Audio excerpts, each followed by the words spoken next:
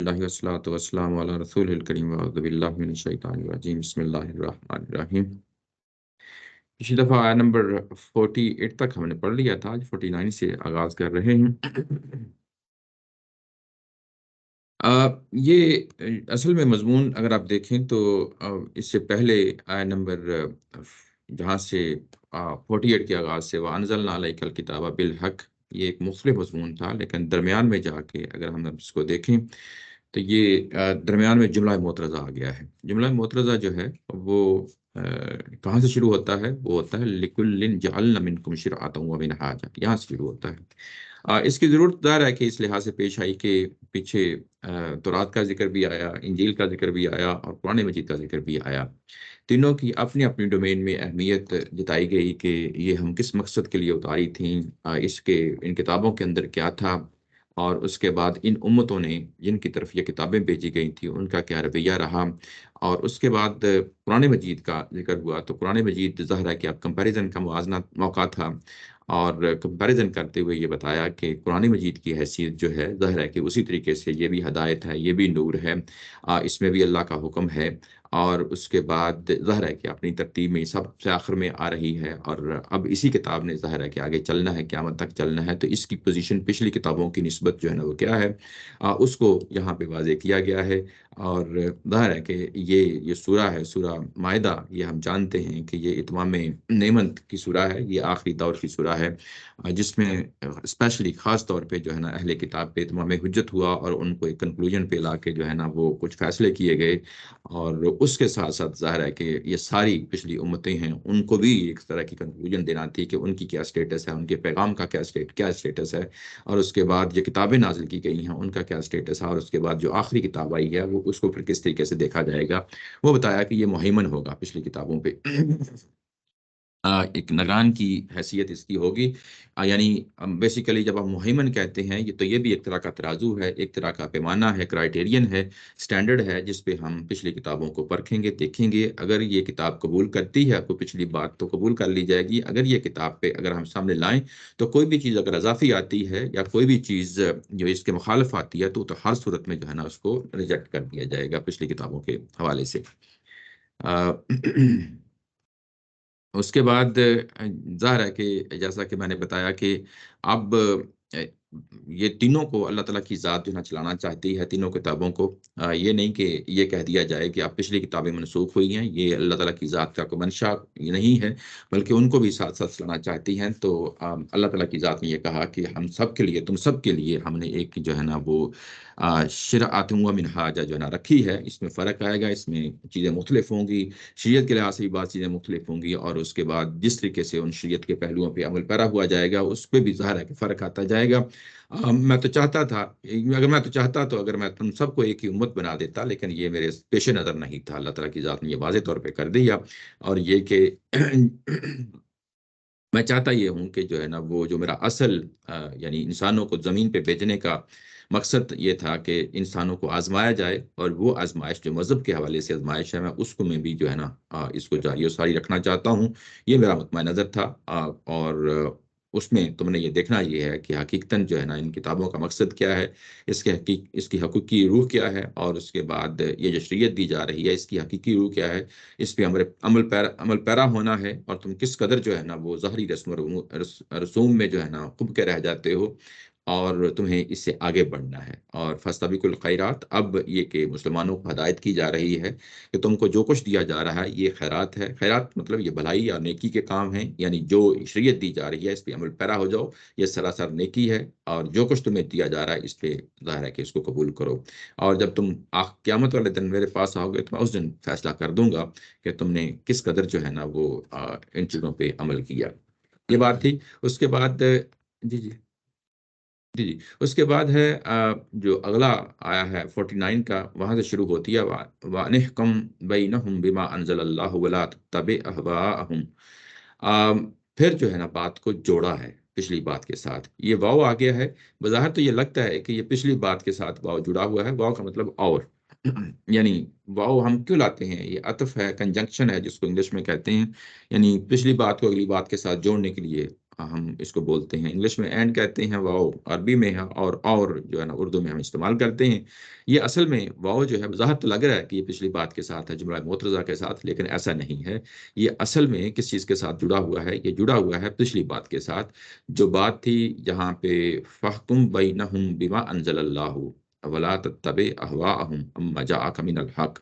یہ اس کے ساتھ من الحق کے ساتھ جو ہے نا یہ جڑا ہوا واؤ ہے، اور جب یہ جڑا گیا ہے تو پچھلی بات کو ظاہر ہے کہ جو پچھلی بات تھی وہ بات یہ تھی کہ آ، یہ اگر آپ دیکھیں تو پچھلی بات کے ساتھ کمپیئر کر کے دیکھیں تو یہ واو کے بعد اگر آپ دیکھیں تو یہ جو فریز آئی ہے وَأَنِحْكُم بَيْنَهُم بِمَا أَنزَلَ اللَّهُ وَلَا تَتَّبِعْ أَهْوَاءَهُم، یہ وہی بات ہے جو پیچھے تھی، اور یہ قرآن مجید کا اسلوب ہے۔ یہ بعض اوقات ایک دو فریز جو ہے نا پچھلی لے لیتا ہے اور اس کو پھر سے دہرا دیتا ہے، تاکہ پچھلی بات کے ساتھ اس کا ایک ربط قائم رہے۔ تو پیچھے بھی یہی بات تھی اصل میں، اگر آپ دیکھیں تو پچھلی جو آیا ہے اس کے اندر بھی یہی بات تھی۔ وہ بات کیا تھی کہ فَاحْكُم بَيْنَهُم بِمَا أَنزَلَ اللَّهُ وَلَا تَتَّبِعْ أَهْوَاءَهُمْ عَمَّا جَاءَكَ مِنَ الْحَقِّ۔ اب یہاں پہ اما جا کا من الحق اگر آپ دیکھیں تو یہاں پہ کلوز ہو رہا ہے، لیکن یہاں پہ اما جا کا من الحق نہیں لایا گیا، بلکہ اس کے بعد ایک اور جو ہے نا فریز کے ساتھ، ایک اور جملے کے ساتھ اضافہ کر دیا گیا ہے۔ وہ کیا ہے؟ وَاحْذَرْهُمْ أَن يَفْتِنُوكَ، یعنی بات یہ کہ تم فیصلہ کرو جو بھی اللہ تعالیٰ کی طرف سے نازل ہوا ہے، یعنی اس قرآن مجید کی طرف، قرآن مجید کی حیثیت سے، یعنی جو کچھ بھی نازل ہو رہا ہے اس کے مطابق فیصلے کرنے ہیں۔ یہ پچھلی بات کے ساتھ جوڑا ہے، اور اس کے مطابق فیصلے کرنے ہیں، اور جب یہ فیصلے کریں گے تو کسی یعنی شخص کے آپ خواہشات کی پیروی نہیں کرنی، کسی قوم کی، کسی قبیلے کی خواہشات کی پیروی نہیں کرنی۔ خواہشات کی پیروی یعنی ظاہر ہے کہ دوسرے لوگ آئیں گے، جس طریقے سے یہاں پہ اہل کتاب آئے ہیں اپنی کتاب یعنی اپنے معاملات کا فیصلہ کروانے کے لیے، تو ان کی خواہشات کی پیروی نہیں کرنی، بلکہ کیا کرنا ہے؟ آگے کہا ہے وَاحْذَرْهُمْ، بلکہ تم نے ان سے بچے رہنا ہے۔ وَاحْذَر کا مطلب ہوتا ہے یہ نیچے اگر آپ ترجمے میں دیکھیں تو یہ کہ ہوشیار رہو، ہوشیار رہو، بچتے رہو، یہ اس معنی میں آتا ہے۔ ہوشیار رہو، بچتے رہو، کس چیز سے بچتے رہو؟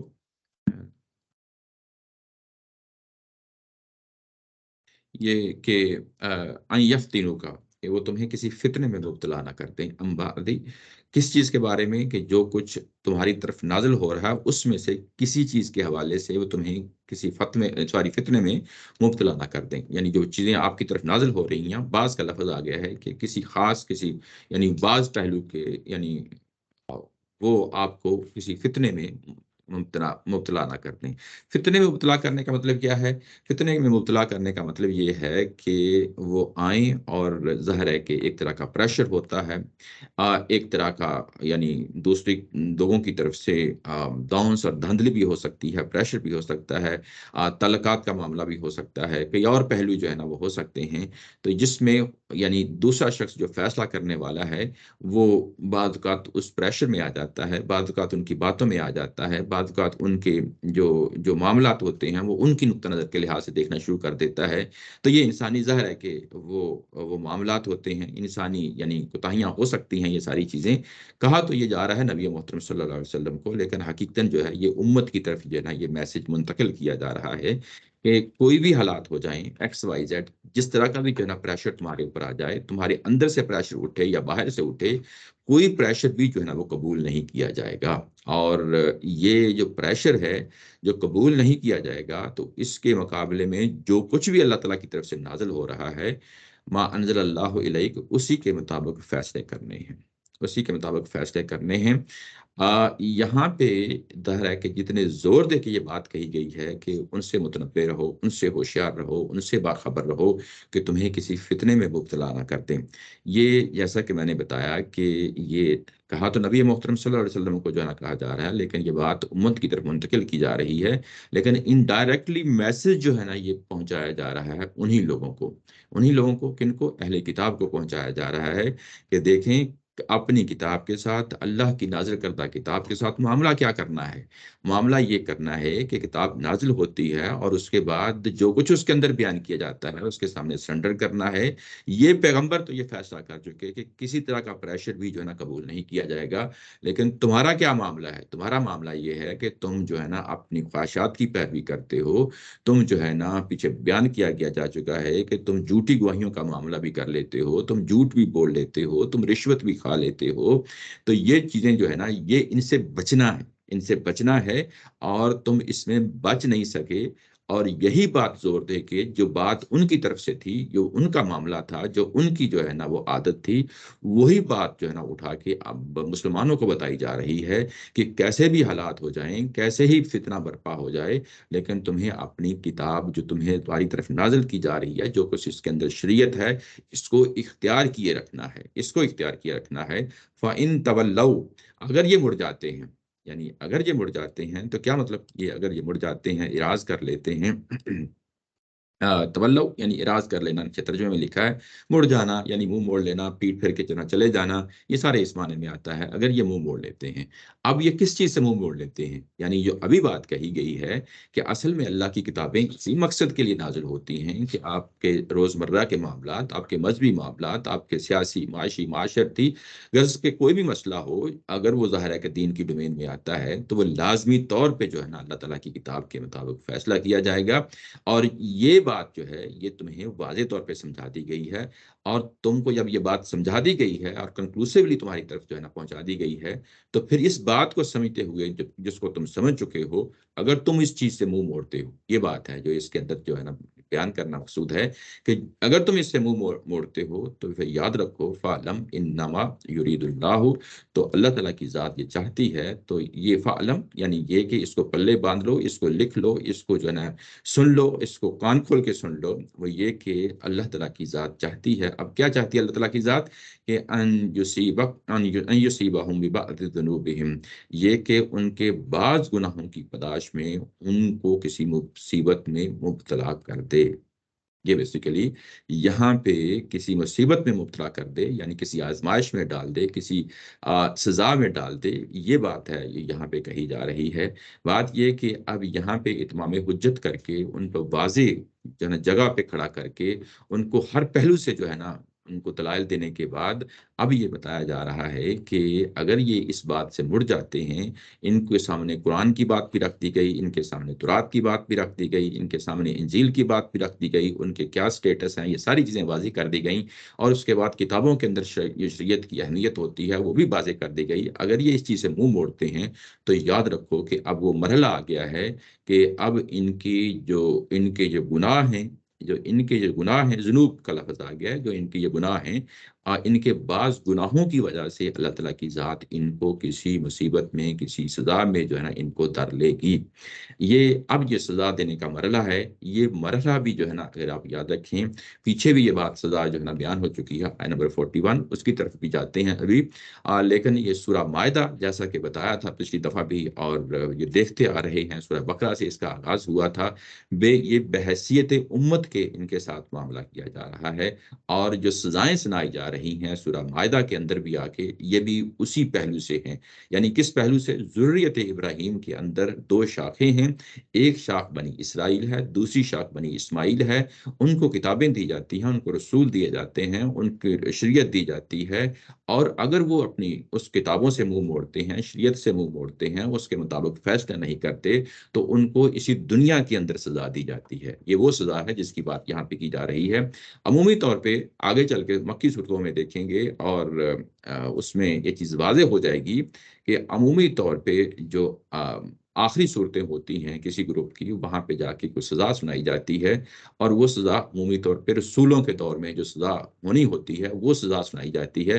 لیکن یہاں پہ سورہ مائدہ میں اگر آپ دیکھیں تو ذرا غور سے اس کو دیکھیں، پڑھیں اور سمجھیں، تو یہ سزائیں بحیثیت امت کے جو ان کو دینی ہیں وہ سزائیں ان کو جہاں پہ سنائی جا رہی ہیں، یعنی بنی اسرائیل کو بنی اسرائیل کے حوالے سے جو سزائیں ہیں، ایسے ہی یعنی اگر یہی کام بنی اسماعیل بھی کرتے ہیں تو انڈرسٹوڈ ہے، یہ پیچھے بار بار اس چیز کو دہراتا آیا ہوں کہ جو معاملہ بنی اسرائیل کے ساتھ ہے وہی معاملہ بنی اسماعیل کے ساتھ ہے، اگر کوئی بنی اسماعیل کے ساتھ کوئی اضافی بات کہیں آتی ہے تو ہم اس کو بھی اٹھائیں گے اور بنی اسرائیل کے ساتھ بھی جو ہے نا اٹیچ کر دیں گے۔ تو یہ دونوں کے اندر جو ہے نا جو سزاؤں کا معاملہ ہے، شریعت کا معاملہ ہے، یہ کہیں بھی ڈفرینشیٹ نہیں کریں گے کہ یہ کہیں گے کہ یہ ان کے لیے سزا خاص ہے اور یہ ہمارے لیے خاص ہے، ایسی کوئی چیز نہیں ہے۔ یعنی جو معاملہ ان کے ساتھ ہے وہی معاملہ ہمارے ساتھ ہے۔ اگر یہ والا کام جو کچھ یہ کر رہے ہیں، اگر یہ بھی یہی کام ہم کریں گے تو ہمارے ساتھ بھی یہی معاملہ اس دنیا کے اندر ہی ہوگا۔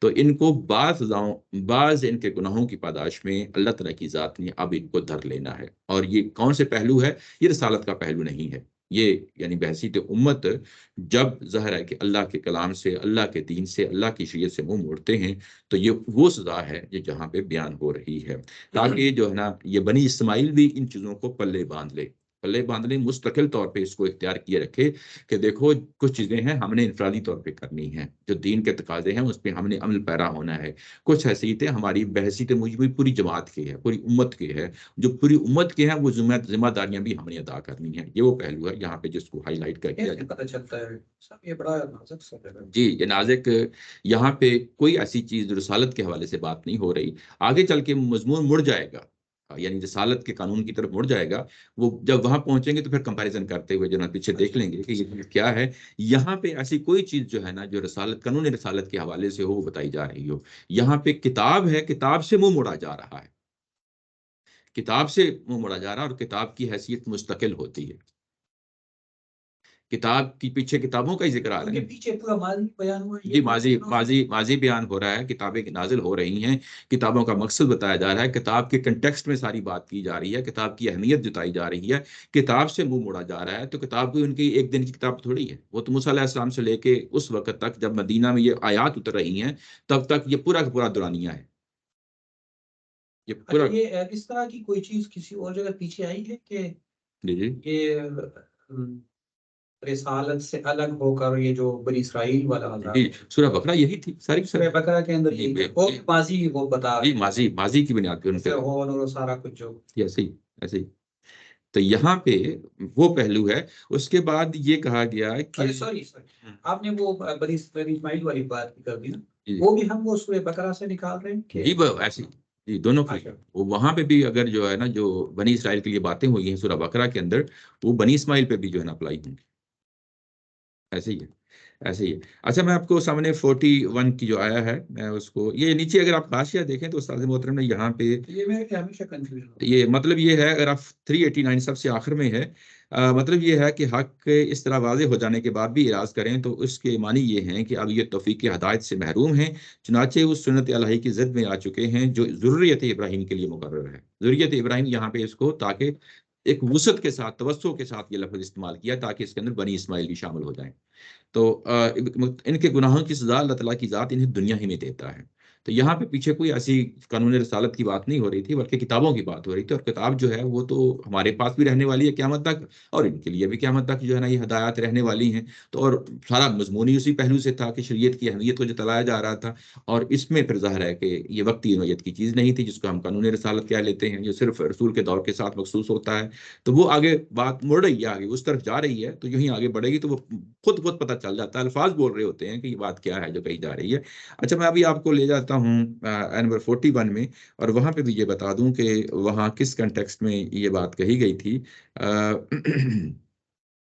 یہ ہے 49 sorry۔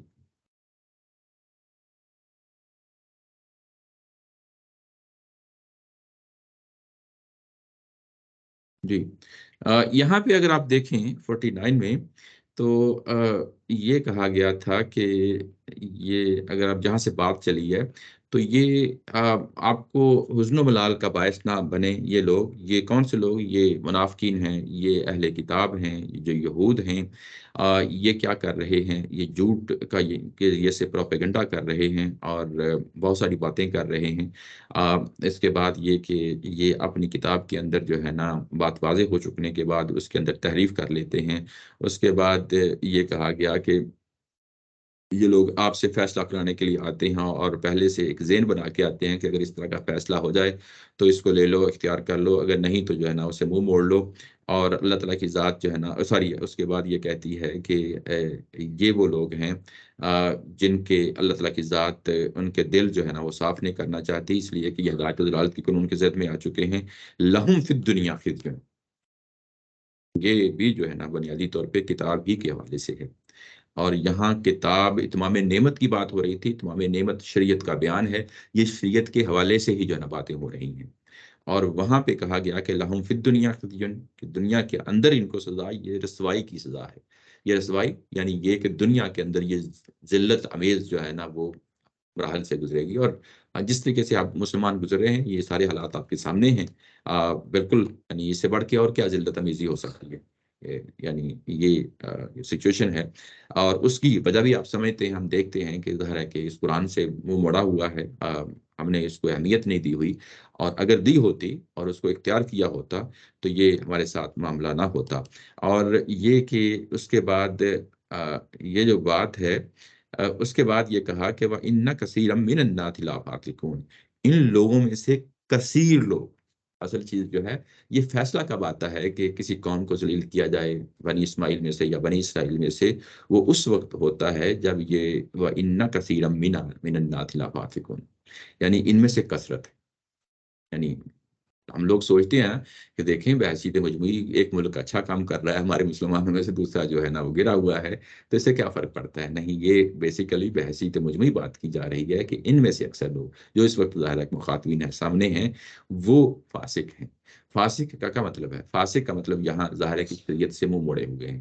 فاسق جو ہے ایک تو وہ فق کا لفظ ہوتا ہے، وہ چھوٹی موٹی جو ہے نا گناہوں کے لیے بھی فاسق کا لفظ استعمال ہو جاتا ہے، لیکن قرآن مجید کے اندر جب یہ استعمال ہوتا ہے تو یہ بغاوت کے لیے ہوتا ہے، یعنی جو ریبیلیس جو نیچر ہوتی ہے نا، ایٹیٹیوڈ ہوتا ہے، اس چیز کے لیے فاسق کا لفظ آ جاتا ہے۔ تو مطلب یہ ہے کہ یہ کتابوں سے منہ موڑے ہوئے ہیں، اور یہ بغاوت کی حد تک منہ موڑے ہوئے ہیں، یہ پہلو ہے جس کو یہاں پہ نمایاں کیا جا رہا ہے۔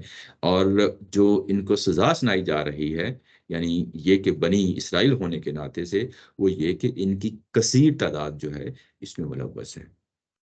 یہ ظاہر ہے کہ یہ ہمارے سامنے ایک پیمانہ رکھ دیا ہے کہ یہ بحثیت مجموعی بات کی جا رہی ہے، یہ کوئی صرف علماء کی، یہ صرف سیاستدانوں کی بات نہیں ہو رہی، پورے کے پورے جو ہے نا کولیکٹیولی پوری کی پوری جماعت جو ہے اس کی بات ہو رہی ہے، اور ان کے ان جو ہے نا جرائم کی وجہ سے اللہ تعالیٰ کی ذات ان کو بعض گناہوں میں ان کو پکڑنا چاہتی ہے۔ اب بعض گناہ کون سے ہیں؟ بعض اوقات جو ہے نا لوگ سوچنا، یہ تفسیروں میں ظاہر ہے کہ یہ بڑے پیچیدگیاں بن جاتی ہیں، لوگوں نے اندازے تو لگانے ہیں نا کہ کچھ بعض گناہ کون سے ہو سکتے ہیں، تو یہ اس سے باہر جانے کی ضرورت نہیں ہے، جو پیچھے بیان ہوا ہے وہی ہے۔ پیچھے کیا بیان ہوا ہے؟ کتاب سے منہ موڑتے ہیں، اللہ تعالیٰ کی جو اتاری ہوئی کتاب ہے اس کے مطابق فیصلہ نہیں کرتے، یا اپنی خواہشات کے جو ہے نا مطابق وہ عمل کر لیتے ہیں، پھر اس کے بعد بات وہاں تک نہیں رہنے دیتے بلکہ آگے بڑھ کے جو ہے نا وہ جھوٹ بولتے ہیں، اور رشوت جو ہے نا بازار گرم ہے، فیصلے جو ہے نا اپنی من مرضی کے کروا لیتے ہیں۔ تو یہ ساری چیزیں جو ہے نا شریعت کے حوالے سے جو منہ موڑ رہے ہیں، یہی ان کے گناہ ہیں، یہ کوئی اور گناہ نہیں ہے کہ جو ہے نا کہ اس کے علاوہ کوئی اور لسٹ دے دی جائے، بندہ سوچنا شروع کر دے کہ بھائی اس کے گناہ کون سے ہو سکتے ہیں۔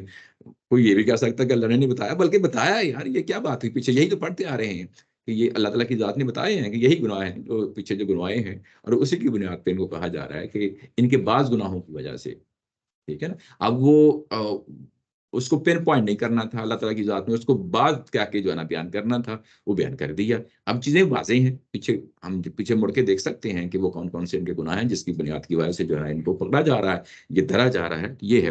اس کے بعد ہے اگلی بات کو جو نہ چلایا، افا حکم الجاہلیہ یبغون، کیا یہ جاہلیت کا جو ہے نا قانون چاہتے ہیں کہ اس کے مطابق فیصلے کیے جائیں؟ جاہلیت جو ہے یہ اصل میں جب اسلام آتا ہے اور اسلام سے پہلے کا دور ہے، قرآن مجید اس کے لیے یہ لفظ استعمال کرتا ہے، یعنی قرآن مجید عمومی طور پہ یہ لفظ کس کے لیے استعمال کرتا ہے؟ یعنی وہ دور جب قرآن کی روشنی نہیں اتری، اور اس سے پہلے کا جو دور ہے جس میں لوگ اپنے خواہشات کے مطابق فیصلے کیا کرتے تھے، جذبات کی بنیاد پہ فیصلے کیا کرتے تھے، اس دور کو جاہلیت کا دور کہتے ہیں، اسلام کہتا ہے۔ یہ اردو کا جاہلیت، یہ اردو کا جاہلیت نہیں ہے، یہ وہی بات جس کو بار بار ہمیشہ بتاتے آئے ہیں۔ جاہلیت جو وہ جاہلیت ہے، یہ ان کی حمیت اور غیرت کا جو دور تھا، جس میں انسان ایک قبائلی زندگی میں رہتے ہوئے بڑک اٹھتا تھا، وہ ان کا بھڑکنا اور اس کے مطابق فیصلے کرنا، جنگوں میں اترنا، اور اپنے روزانہ کے معاملات اس یعنی جاہلی جو حمیت غیرت ہے اس کے تحت جو ہے نا معاملات کرنا، یہ وہ ہے اس کا معنی جو ہے نا. نہ اس کو ڈارک ایجز کہہ سکتے ہیں، آپ کہنا چاہیں تو کر لیں، لیکن بیسیکلی یہ جذبات کا پہلو ہے، یہ جس میں یعنی جاہل وہ جاہل ہے، یہ اردو والا نہیں ہے. اردو والے میں ہم جب جاہل کہتے ہیں تو اس کا مطلب یہ ہوتا ہے کہ گواہ، جو کسی کا پتہ ہی نہ ہو کس چیز کا، دنیا کا نہ دین کا، نہ یعنی بالکل یعنی وجاٹ قسم کا، وہ ربی نہیں. صاحب نے اس کو ترجمے میں اس کا ترجمہ اردو والے جاہلیت کیوں کر دیا؟ تو وہ وہ دونوں معنی استعمال اس کیے جا سکتے ہیں، اردو کے اندر بھی وہ استعمال ہوتا ہے، لیکن بات سمجھنے کی ہے. جو اوپر لفظ ہوا ہے وہی اٹھا دیں. عامر صاحب عمومی طور پہ جو اوپر لفظ ہوتا ہے وہی ترجمہ کر دیتے ہیں، یہ میں نے دیکھا. نہیں، لیکن اگر کوئی اردو میں پڑھے گا، اس ہاں کو اردو میں میرا نہیں خیال جانتا ہو سے، تو اس کو تو پھر ہاں وہ والی جاہلیت لیکن وہ نیچے میرا خیال ہے کوئی اور لفظ میرا نہیں خیال. جذبات سے نہیں نہیں. مطلوب ہو گئے. اچھا میں ایک چیز تو بالکل اصل میں اور ایک کہنا چیز چاہتے پہلو ہے جو یہاں پہ بڑا نمایاں ہے، وہ بتانا مقصود ہے. یہ تو میں نے ویسے ہی بتایا کہ جاہلیت یہ چیز ہے جس کو عمومی طور پہ قرآن کہتا ہے، لیکن یہاں پہ اس معنی میں استعمال نہیں ہوئی، اس میں نہیں ہوئی. یہاں پہ بنیادی طور پہ جو اللہ کی اتاری ہوئی کتاب ہے اس کے مقابلے میں کوئی بھی چیز جو ہے نا مختلف ہوگی، اس کے لیے لفظ استعمال ہوا. یہ جاہلیت تو خواہ وہ اسلام کے پہلے کی دور کی ہو، خواہ وہ آج کے دور کی. صحیح ہے. اس کو بریکٹ میں انہوں نے خدا کی شریعت کو چھوڑ کر وہ جو ہاں، ہے اس سے بات یہ کہ جو بھی خدا کی شریعت کو چھوڑ کر جو بھی فیصلہ کیا جائے گا اس کو آپ جاہلیت کہہ لیں، جو مرضی کہہ لیں، اس کو انلائٹنمنٹ کہہ لیں، اس کو آپ لبرلزم کہہ لیں، جو بھی کہہ لیں، آپ ایکس وائی زیڈ اس کا نام دے لیں، جو بھی قرآن کے مخالف ہوگا وہ جاہلیت ہوگا. یہ میرے خیال سے سیم ہی ہو جاتا ہے. پھر وہ جو انسانی ویلیوز تو ہر جگہ ہوتی ہے نا، جیسے ہی ہے. اس کے ساتھ اللہ تعالیٰ کی شریعت مل کر پھر یہ پورا دین بن جاتا ہے. جی تو وہ جو جاہلیت کا دور ہے اس میں سے وہ انسانی ویلیو، ان کے بھی اپنے ویلیوز ہوتے ہیں، جی جی تو وہ ہوتی ہے، لیکن اللہ کی شریعت نہیں ہوتی. تو جی آج کے زمانے میں اگر اللہ کی شریعت کو نکال دیں جی اور صرف انسانی ویلیوز رکھتے ہیں تو ہاں وہ بھی جاہلیت ہی ہو جائے جی، گی. ایسے ہی ایسے ہی ہے. یعنی یہ کہ خدا کی شریعت کو چھوڑ کر پھر کیا یہ جاہلیت کا جو ہے نا فیصلہ چاہتے ہیں، تو یہ بڑا امپورٹنٹ ہے. یعنی آج اگر ہمیں یہ کہا جائے کہ دیکھو جب انسان جو ہے نا وہ علم کی دنیا میں رہ رہا ہے، اس کی سوچ اور فکر میں بڑی وسعت آ چکی ہے، کیا ہم واپس جائیں 1400 سال اور جو ہے نا جو قرآن مجید میں جو کچھ لکھا ہے اس کے مطابق زندگی گزاریں؟ تو عمومی طور پہ جو عام جو ہمارا پڑھا لکھا ہے، میں دینی لوگوں کی بات کر رہا ہوں، میں عام پڑھے لکھے لوگوں کی بات کر رہا ہوں، وہ اس تصور کو جاہلیت کا تصور سمجھتے ہیں. میری بات سمجھ رہے ہیں نا؟ یعنی اسلام پہ جانے کو جاہلیت کا تصور سمجھتے ہیں. حالانکہ یہاں الٹی بات کہی جا رہی ہے کہ تمہارے سامنے کوئی بھی متمع نظر آ جائے، اور وہ کسی دور کا ہی کیوں نہ ہو، وہ قابل قبول نہیں ہوگا. اللہ تعالیٰ کی ذات کو، اللہ تعالیٰ کی ذات کو جو یعنی یہ کہا کن کو جا رہا ہے، یہ بھی بڑی امپورٹنٹ بات ہے. یہ کہا اہل کتاب کو جا رہا ہے، یعنی وہ بھی 2000 سال کا سفر طے کر کے آ چکے ہیں. یعنی قرآن کے نازل ہونے سے پہلے 2000 سال پہلے جو نا تورات نازل ہوئی ہے، اور یہ لوگ کیا چاہتے ہیں؟ جاہلیت کا جو ہے نا فیصلہ چاہتے ہیں. یہ ان کو ایک شرم دلائی جا رہی ہے، آر دلائی جا رہی ہے کہ یہ قابل قبول نہیں ہے اللہ تعالیٰ کے ہاں. یہی بات ہمارے لیے بھی ہے کہ جب قرآن اتر چکا ہے، نازل ہو چکا ہے، تو پھر اس کے بعد ہم کوئی اور چیز سوچیں، یہ جاہلیت ہے، اللہ کے نزدیک جاہلیت ہے. اس کے بعد اسی بات کو مزید جو ہے نا وہ یعنی زور دے کے کہا ہے، وَمَنْ أَحْسَنُ مِنَ اللَّهِ حُكْمًا، اور اللہ کے فیصلے کے مقابلے میں کسی اور کا فیصلہ اس سے کوئی بہتر ہو سکتا ہے؟ نیچے ترجمہ کیا، درآں حال ہے کہ ان لوگوں کے لیے اللہ سے بہتر فیصلہ کس کا ہو سکتا ہے؟ یعنی کسی کا بھی نہیں ہو سکتا. یعنی جو فیصلہ اللہ تعالیٰ کی ذات نے خالق کائنات ہوتے ہوئے انسانوں کی فطرت کو سامنے رکھتے ہوئے جو فیصلے کیے ہیں، وہی وہ فیصلے ہیں جن کو اختیار کرنا چاہیے. اور اس کے بعد یہاں بات نہیں روکی، آگے بات کو بڑھایا ہے، لِقَوْمٍ یُوقِنُونَ، وہ آپ کے ایمان کا فیصلہ بھی ہو رہا ہے. اب آپ کا ایمان کا فیصلہ بھی ہو رہا ہے، یعنی شریعت کو آپ کے ایمان کے ساتھ نتی کر دی جائے. اور آگے بریکٹ میں لکھا گاندھی صاحب نے، خدا اور آخرت پر یقین رکھتے ہیں. یعنی ایک شخص جو یہ مانتا ہے کہ میں اللہ پہ یقین رکھتا ہوں، کل کو قیامت کے سامنے میں نے جانا ہے، جب یہ شخص یہ چیز مانتا ہے اور پھر اس کے بعد اللہ کے حکم سے منہ موڑتا ہے، تو گویا کہ آخرت کا بھی انکار کر رہا اور اللہ کا بھی انکار کر رہا. دونوں کو برابر جگہ پہ رکھ دیا ہے اور یہ کہا کہ ان لوگوں کے لیے اللہ سے بہتر فیصلہ کس کا ہو سکتا ہے جو خدا اور آخرت پر یقین رکھتے ہیں. یعنی پھر اس کے بعد اگر آپ قرآن کی کوئی بات سامنے آتی ہے اور اس کے بعد آپ اس کو ریجیکٹ کر دیتے ہیں یا اس کو موڈیفائی کر دیتے ہیں، یا جو ہے نا اس پہ عمل پیرا ہونے کی خواہش آپ کے دل میں پیدا نہیں ہوتی، تو پھر آپ کے جو آخرت اور اللہ کے بارے میں آپ کا دین کا معاملہ ہے وہ مشتبہ ہو جاتا ہے، مشتبہ ہو جاتا ہے۔ یہ بات ہے جو یہاں پہ ظاہر ہے کہ پیچھے اگر ہم دیکھیں تو یہ افا حکم الجاہلیہ جو ہے، یہ پیچھے جس میں ساتھ لکھا ہے 49، یہ کس کے مقابلے میں آئی ہے؟ یہ آئی ہے ما انزل اللہ الیک کے مقابلے میں آئی ہے۔ یعنی ایک طرف اللہ کا فیصلہ ہے، اللہ نے اپنی کتاب میں دیا ہے، اور دوسری طرف آپ نے جاہلیت، یعنی کوئی بھی ایکس وائی زیڈ ہو، وہ دور آج کے دور کی جاہلیت ہو یا پرانے دور کی جاہلیت ہو، جس کو بھی آپ نے اختیار کیا ہے، یعنی اللہ کی اتاری ہوئی کتاب کے مقابلے میں اس کو جاہلیت کا ہی قانون کہا جائے گا۔ اور اگر آپ کا اس کے بارے میں کوئی نرم گوشہ بن بھی جاتا ہے تو پھر اس کے بعد خیال رکھو کہ آپ کے اللہ پہ ایمان اور آخرت کے ایمان پہ سوالیہ نشان اٹھ جائے گا۔ یہ وہ چیز ہے جس کی بنیاد پہ ان کو سزا سنائی جا رہی ہے، جس کی بنیاد پہ یہ دیکھیں اب یہاں پہ کوئی چیز چھوڑی نہیں ہے، ان کو ہر پہلو سے گھیر کے جو ہے نا ان کے سامنے اتمام حجت ہر پہلو سے کر کے ان کو وہاں پہ لایا جا رہا ہے کہ اب اس کے مقابلے میں انہیں کچھ جو ہے نا سزا سنائی جا رہی ہے اور دنیا میں سنائی جا رہی ہے۔ اچھا، یہ بات ہے، یہ بات مکمل ہو گئی۔ آگے اگلا پیراگراف آتا ہے، یہ ایک مضمون مکمل ہو گیا، یہ ایک مضمون مکمل ہو گیا۔ اگر آپ کو میں جو ہے نا پیچھے لے کے جاؤں، یہاں پہ یہ بات کا آغاز ہوتا ہے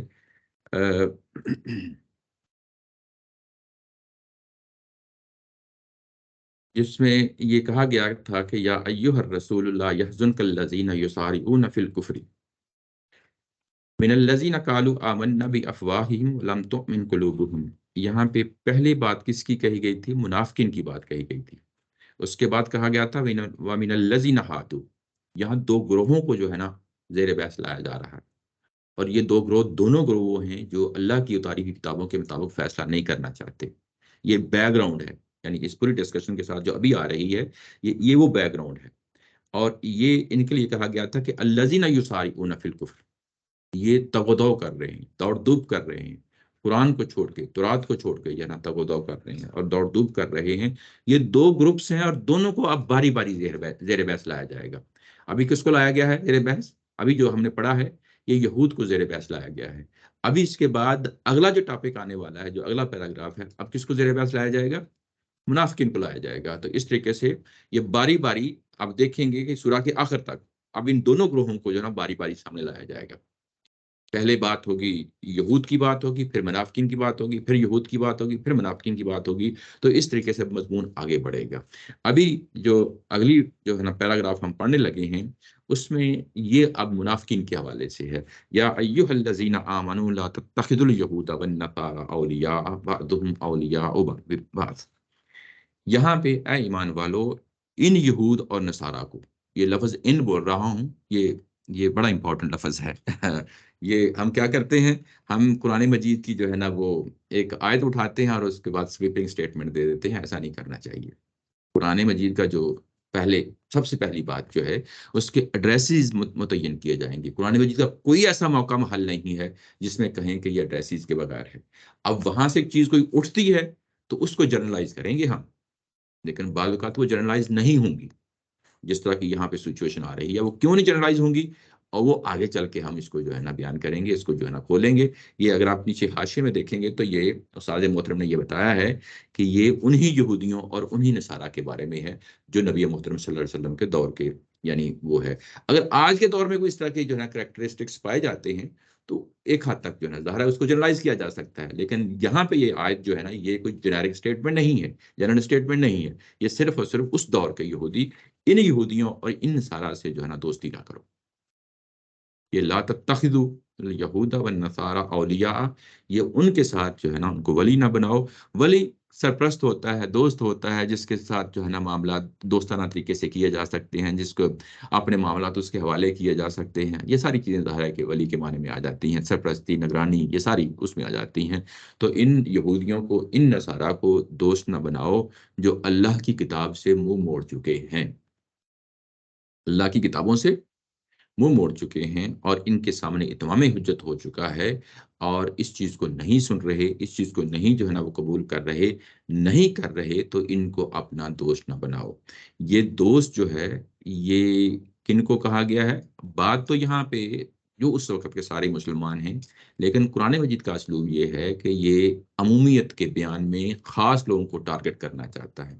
تو یہاں پہ اصل میں یہ اسٹیٹمنٹ جو ہے عمومیت کے انداز سے بات کو بڑھاتے ہوئے آگے یہ منافقین کے لیے کہی گئی ہے کہ ان کو اپنا دوست نہ بناؤ، بعضهم اولیاء بعض، یہ ایک دوسرے کے دوست ہیں، یہ ایک دوسرے کے دوست ہیں۔ کون ایک دوسرے کے دوست ہیں؟ یہ یہود و نصارہ ایک دوسرے کے دوست ہیں۔ یہ ایک حدیث آتی ہے بڑی مشہور و معروف، جس میں یہ کہا گیا ہے کہ کفر جو ہے نا ملت واحدہ ہے، تو وہ بیسیکلی اسی آیا کی جو ہے نا وہ تفسیر ہے۔ کفر عیسائیوں کا اور یہودیوں کا یہ ملت واحدہ ہیں۔ کہنے کا مطلب یہ کہ دیکھو جس طریقے سے وہ ملت واحدہ ہیں، بعضهم اولیاء بعض، حالانکہ ان کی اپنی بھی دشمنیاں ہوتی تھیں، یہودیوں کی اپنی دشمنیاں ہوتی تھیں، نصارہ کی اپنی ہوتی تھیں، وہ ہمیشہ فرقہ واریت کے روپ میں آپس میں لڑتے رہتے تھے، لیکن اب اسلام آیا ہے تو انہوں نے ایک یونائٹڈ فرنٹ بنا لیا ہے مسلمانوں کے اگینسٹ، جیسا کہ انہوں نے بنا لیا ہے۔ تم بھی جو ہے نا اپنا یعنی ایک اتحاد اور اتفاق جو ہے نا اپنے مسلمانوں کے ساتھ شو کرو، اپنی لائٹی جو ہے نا رسول کے ساتھ، صحابہ کے ساتھ جو ہے نا یہ قائم کرو، بجائے اس کے کہ آپ ان کے ساتھ کرنے کے آپ یہود و نصارہ کے ساتھ جو ہے نا پینگیں بڑھا رہے ہو، یہ قابل قبول نہیں ہے۔ وَمَن يَتَوَلَّهُم مِّنكُمْ فَإِنَّهُم مِّنْهُمْ، اور جو بھی تم میں سے ان کو اپنا دوست بنائے گا، ساتھی بنائے گا، ان کے ساتھ محبت کی پینگیں بڑھائے گا، وہ انہی میں سے ہوگا۔ یہ پھر جو ہے نا یہاں پہ اسٹیٹمنٹ کہ وہ انہی میں سے ہوگا، کن میں سے ہوگا؟ اب یہاں پہ ایک پیچھے بات کہی، یصیبہم ببعض ذنوبہم، یعنی جس طرح وہ سزا میں پکڑے جائیں گے تم بھی پکڑے جاؤ گے، ایک تو یہ بنتا ہے۔ لیکن اگلی اسٹیٹمنٹ سے ہمیں کچھ اور معلوم ہوتا ہے۔ اگلی اسٹیٹمنٹ یہ کہتی ہے کہ یہ انہی میں سے ہوں گے، کس پہلو سے انہی میں سے ہوں گے؟ وہ ہے ان اللہ لا یہدی القوم الظالمین، اللہ تعالیٰ کی ذات جو ہے نا وہ ان ظالموں کو کوئی ہدایت نہیں دینے والا۔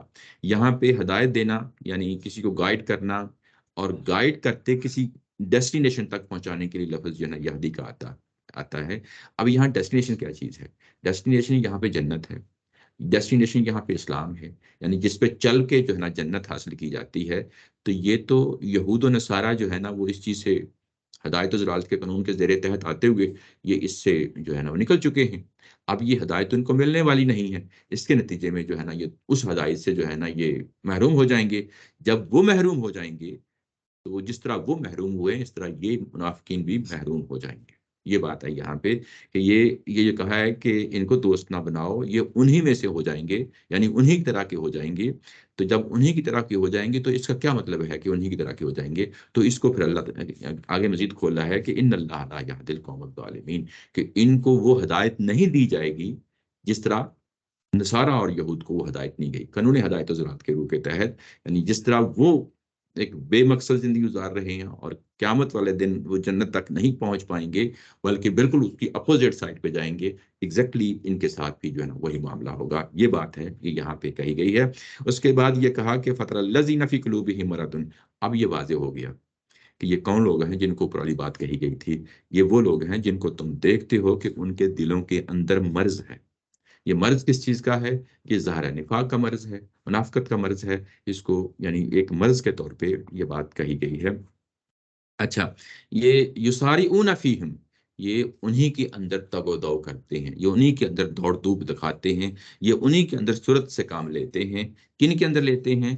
یعنی انہی نصارہ کے اندر، انہی یہودیوں کے اندر جو ہے نا ان کی دوڑ دھوپ ہوتی ہے، ان کی محبت کی پینگیں ہوتی ہیں، دوستی کی پینگیں بڑھتی ہیں، اور جب ان کو توجہ دلائی جاتی ہے تو یہ کیا کہتے ہیں؟ یقولون نخشی ان تصیبنا دائرہ، یہ کہتے ہیں، یہ منافقین یہ کہتے ہیں کہ ایسا نہ ہو کہ ہمیں ڈر ہے کہ ہم کسی مصیبت میں نہ پکڑے جائیں۔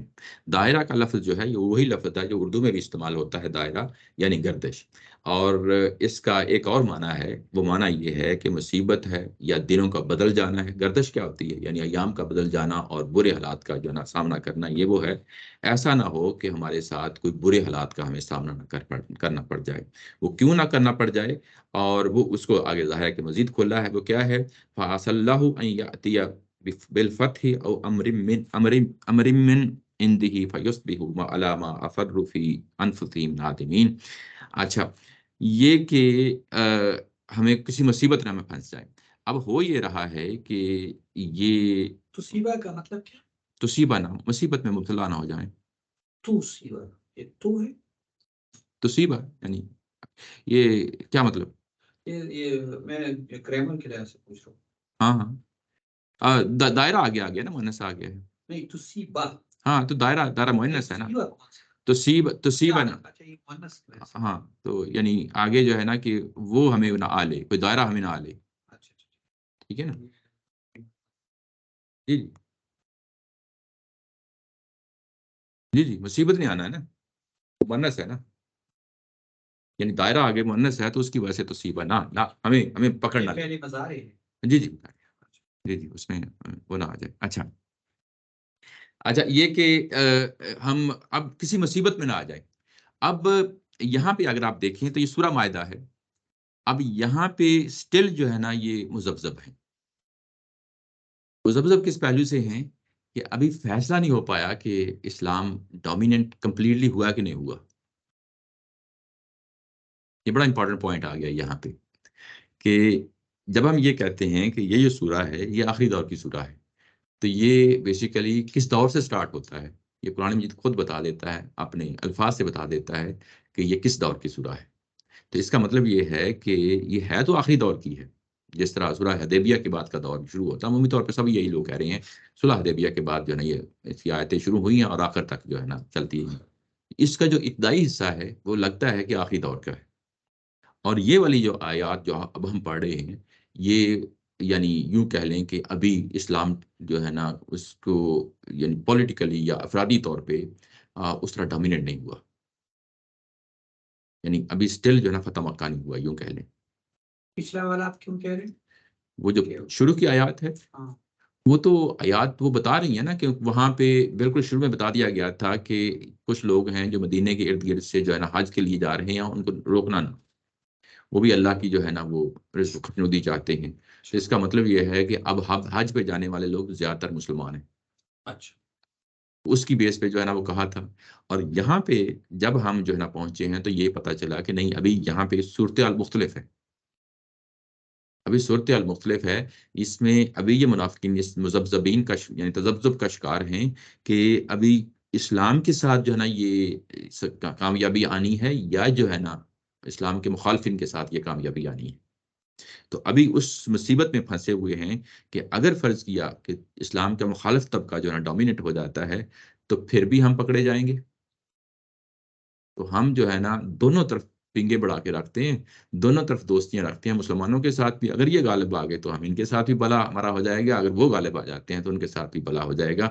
ہم دونوں کے درمیان بین بین چلتے ہوئے جو ہے نا ہم کسی مصیبت میں نہیں پھنسے گے، ان کا یہ نقطہ نظر ہے، یہ خیال کرتے ہیں۔ لیکن اس کے جواب میں اللہ تعالیٰ کی ذات یہ کہتی ہے فَعَسَى اللَّهُ أَن يَأْتِيَ بِالْفَتْحِ، اور یہ امید کی جا سکتی ہے کہ ہو سکتا ہے کہ اللہ تعالیٰ کی ذات فتح کے ساتھ تمہیں نوازے، او امر من عنده، یا ایسا کوئی معاملہ سامنے کھل کے آ جائے، فَيُصْبِحُوا عَلَىٰ مَا أَصَرُّوا فِي أَنفُسِهِمْ نَادِمِينَ، کہ جو کچھ یہ اپنے دلوں کے اندر جو ہے نا چھپائے رکھتے تھے وہ اس کے کھل جانے کے بعد، سامنے آ جانے کے بعد یہ شرمسار ہو جائیں، نادمین شرمسار ہو جائیں۔ یہاں پہ دو باتیں ہیں جو کہی جا رہی ہیں، ایک یہ کہ یہ تو کہہ رہے ہیں کہ ایسا نہ ہو کہ ہمیں کوئی مصیبت آ پکڑے اور اس کی وجہ سے ہم ڈر رہے ہیں، اور اس کے بعد اللہ تعالیٰ کی ذات کا جواب یہ ہے کہ یہ کہ اللہ تعالیٰ کی ذات ہو سکتا ہے کہ فتح سے نواز دے۔ اب یہاں پہ الفتح آ گیا ہے، الفتح جو ہے نا آ گیا ہے، تو اس کا مطلب یہ ہے کہ یہ ایک واضح جو ہے نا کامیابی ہے۔ اور قرآن مجید کے اندر مدنی صورتوں میں جہاں جہاں بھی یا مکی صورتوں میں الفتح کا نام آیا ہے تو یہ فتح جو ہے یہ عمومی طور پہ یہ فتح مکہ کے حوالے سے ہے، فتح مکہ کے حوالے سے ہے، یعنی کہ ایک تو وہ معاملہ جو بدر کی صورت میں ہو گیا ہے، بدر کو قرآن مجید فرقان کہتا ہے، اور جہاں جہاں بھی فتح کا لفظ آئے گا الف لام کے ساتھ تو یہ فتح مکہ ہے، یعنی یہ کہ ابھی یہ معاملہ ہونا ہے۔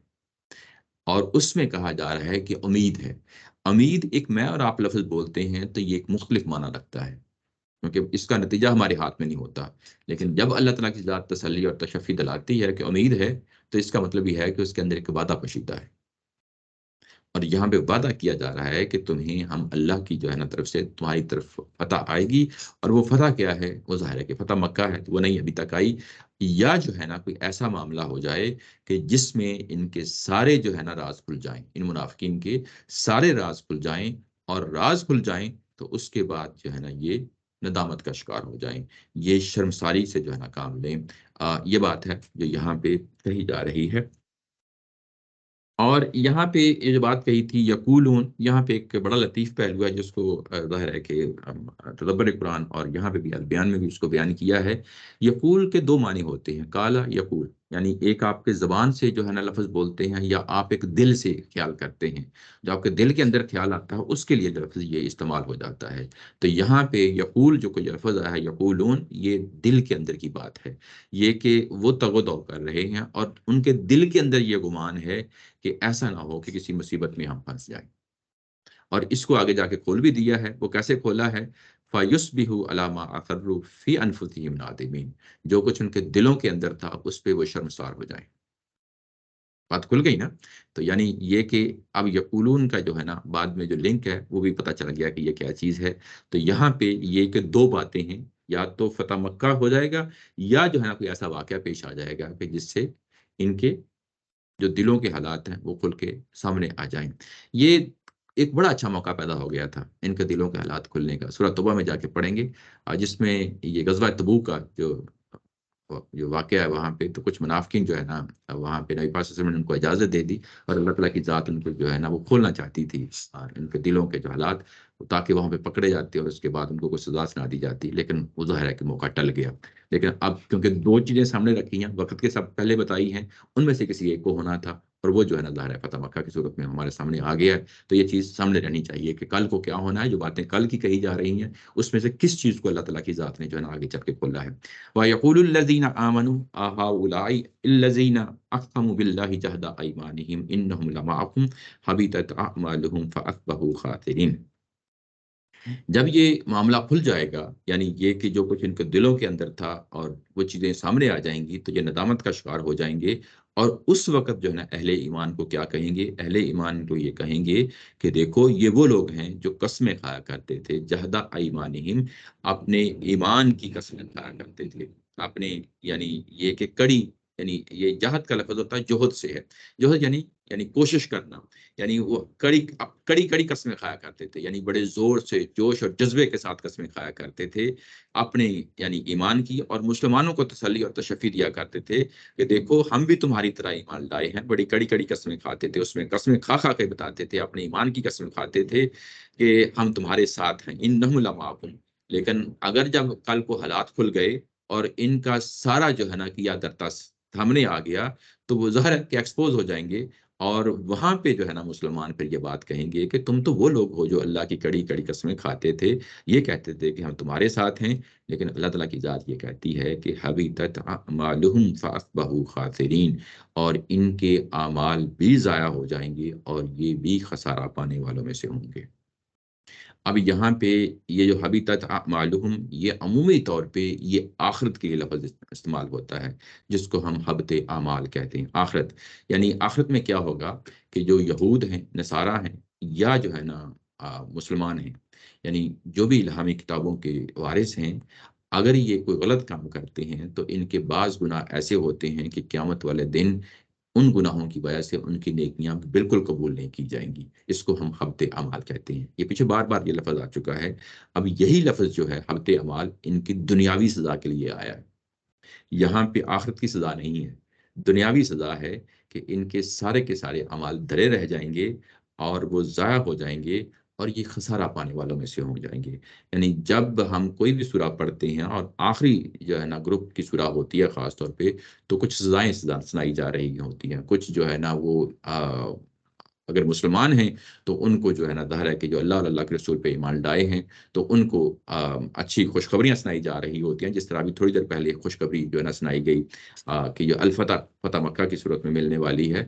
اور جو مخالفین ہوتے ہیں یا جو انکار کر دینے والے ہوتے ہیں یا جو منافقین ہوتے ہیں ان کو سزا سنائی جاتی ہے اور ان کو جو سزا سنائی جا رہی ہے، جو یہ لوگ ہیں منافقین، ان کے کہا گیا کہ ان کے اعمال ضائع ہو جائیں گے، یعنی یہ کہ ان کے تمام یہ دعوے کہ ہم مسلمان ہیں، یہ کہ ان کی تمام جو ہے نا مسلمان ہونے کی توقع اور کوششیں جو ہے نا یہ ساری کی ساری ضائع ہو جائیں گی، کسی طور پہ بھی قبول نہیں کی جائیں گی، اور اس کے نتیجے میں یہ بھی خسارہ پانے والوں میں سے ہو جائیں گے۔ یہ بات ہے جس کو یہاں پہ نوٹ کر لینا چاہیے، آگے چل کے ظاہر ہے کہ یہ چیزیں مزید واضح ہو جائیں گی۔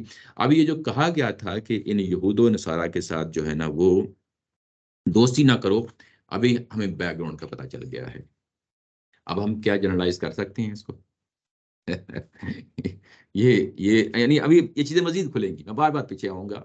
ابھی یہ پورا بیک گراؤنڈ بتا دیا قرآن مجید نے کہ اصل میں معاملہ کیا ہے۔ اب ہم اس کو یعنی جنرلائز نہیں کر سکتے، آج کے یہودی اور نصارہ جو ہے نا جنرلائز نہیں کر سکتے، کیونکہ یہ پورا بیک گراؤنڈ بتا رہی ہے بات۔ ایسے ہی ہم کسی خلاف نفرت پال لیں، اپنے دل میں رکھ لیں، کیوں رکھیں؟ یعنی کسی نے کچھ کیا بھی نہیں ہمارے خلاف، کسی نے کوئی ایسا رویہ ان کا آیا نہیں، اور ہم جو ہے نا ایسے ہی خام خواہ جو ہے نا نفرتیں پال لیں۔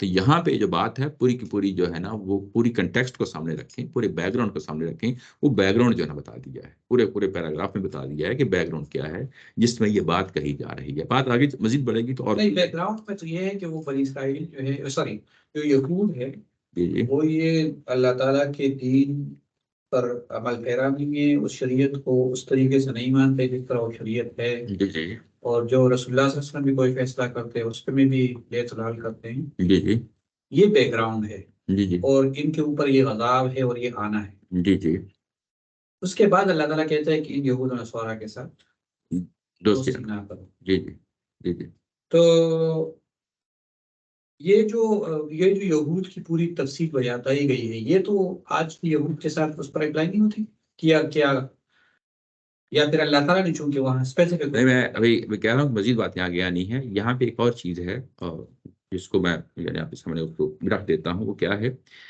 پیچھے بیک گراؤنڈ ہے عبادت ذنوبہم۔ اب ان کو کچھ گناہوں کی پاداش میں ان کو پکڑنا ہے۔ اس کے ساتھ ساتھ ایک اور چیز چل رہی ہوتی ہے جس کو ہم کہتے ہیں کہ ڈفرینشیٹ کرنا، ڈسٹنگوش کرنا، تطہیر کرنا۔ یہ تطہیر نہ صرف مسلمانوں کی ہو رہی ہوتی ہے بلکہ مخالفین کی بھی ہو رہی ہوتی ہے۔ یہاں پہ تطہیر اب ہو رہی ہے مسلمانوں کے اندر، یہاں منافقین کو علیحدہ کرنا ہے۔ ان کے سامنے کرائٹیریا رکھ دیا گیا ہے۔ کرائٹیریا یہ ہے کہ ان کو سزا ملنے والی ہے، گو کہ ان کو اپنے اعمال کی وجہ سے بنی اسرائیل کو جو سزا ملتی ہے وہی ملنے والی ہے، لیکن اس وقت جو سزا ملنے والی ہے اگر تم ان کے ساتھ کھڑے ہو جاتے ہو اور مسلمانوں کے ساتھ کھڑے نہیں ہوتے، یہ وہ ٹرننگ پوائنٹ ہے جس کے اندر تطہیر ہو رہی ہے۔ تمہیں ہم جدا کر دیں گے اور ان کو جدا کر دیں گے اور ظاہر مسلمانوں کو جدا کر دیں گے۔ تو یہاں پہ اب فیصلہ جو ہے نا ایسا نہیں ہونا کہ فیصلہ چلیں آپ اپنی رائے رکھیں کوئی بات نہیں، یہ دوسرا فریق اپنی رائے رکھے کوئی بات نہیں، ادھر مسلمان ہیں اپنی رائے رکھیں کوئی بات نہیں، جس طرح آج ہم کہتے ہیں کوئی مسئلہ نہیں۔ لیکن یہاں پہ اب یہ فیصلہ دو ٹوک ہو جانا ہے، یعنی یہاں پہ آپ کو 3 4 5 فریق سامنے نہیں آنے، یعنی یہاں پہ 2 ہی فریق ہونے ہیں، یا اللہ کی کتابوں کو ماننے والے ہوں گے یا اللہ کی کتابوں کو نہ ماننے والے ہوں گے۔ تو جب یہ صورتحال ہوگی تو اس میں تمہیں کہاں کھڑے ہونا ہے؟ تمہیں یا کہا جا رہا ہے کہ یا ان کے ساتھ کھڑے ہو جاؤ یا جو ہے نا مسلمانوں کے ساتھ کھڑے ہو جاؤ۔ یہ بات ہے، یہ مزید آگے جا کے جو ہے نا اور کھلے گی۔ مطلب یہاں پر اسلام کفر و ایمان کا مسئلہ بن رہا ہے، پولیٹیکل ایشو نہیں، پولیٹیکل ایشو نہیں ہے، یہ ایسے ہی جیسے کہ آج کل کے زمانے جی میں جی وہ پولیٹیکل ایشو یہ ہے۔ پولیٹیکل ایشو اس میں یہ چیز سمجھنا چاہتا ہوں کہ یہ جو پچھلی 1 صدی سے پہلے تو یہودیوں کے بارے میں جو کانسیپٹ اس آیت سے آج لیا جاتا ہے وہ اپلائی تو کرتے ہوئے کبھی بھی نہیں دیکھا۔ یہودیوں کو وہ وزارتیں بھی ملتی رہی مسلمانوں کے، اس میں وہ یہ ہمارے آج کے دور میں یہ نمایاں ہو گیا ہے، یہ ہمارے آج کے دور میں یہ نمایاں ہو گیا ہے۔ اسرائیل پر ہے، جی جی اسرائیل پر ایسے ہی ہے۔ چلیں بہرحال آگے اس کو مزید جو ہے نا اس کو عثمانیت ہے۔ اچھا آگے بڑھتے ہیں۔ جی جی سوری، اچھا چلیں آگے بڑھتے ہیں تو اور چیزیں جو ہے نا ظاہر ہے کہ وہ کھلیں گی آپ کے سامنے آئیں گی، تو اس کے ساتھ جو ہے لنک کرتے ہوئے آگے بڑھیں گے۔ آگے اگلا پیراگراف ہوتا ہے کہ یا ایھا الذین آمنوا من یرتد منکم عن دینہ فسوف یأتی اللہ بقوم یحبهم ویحبونہ اذلۃ علی المؤمنین اعزۃ علی الکافرین۔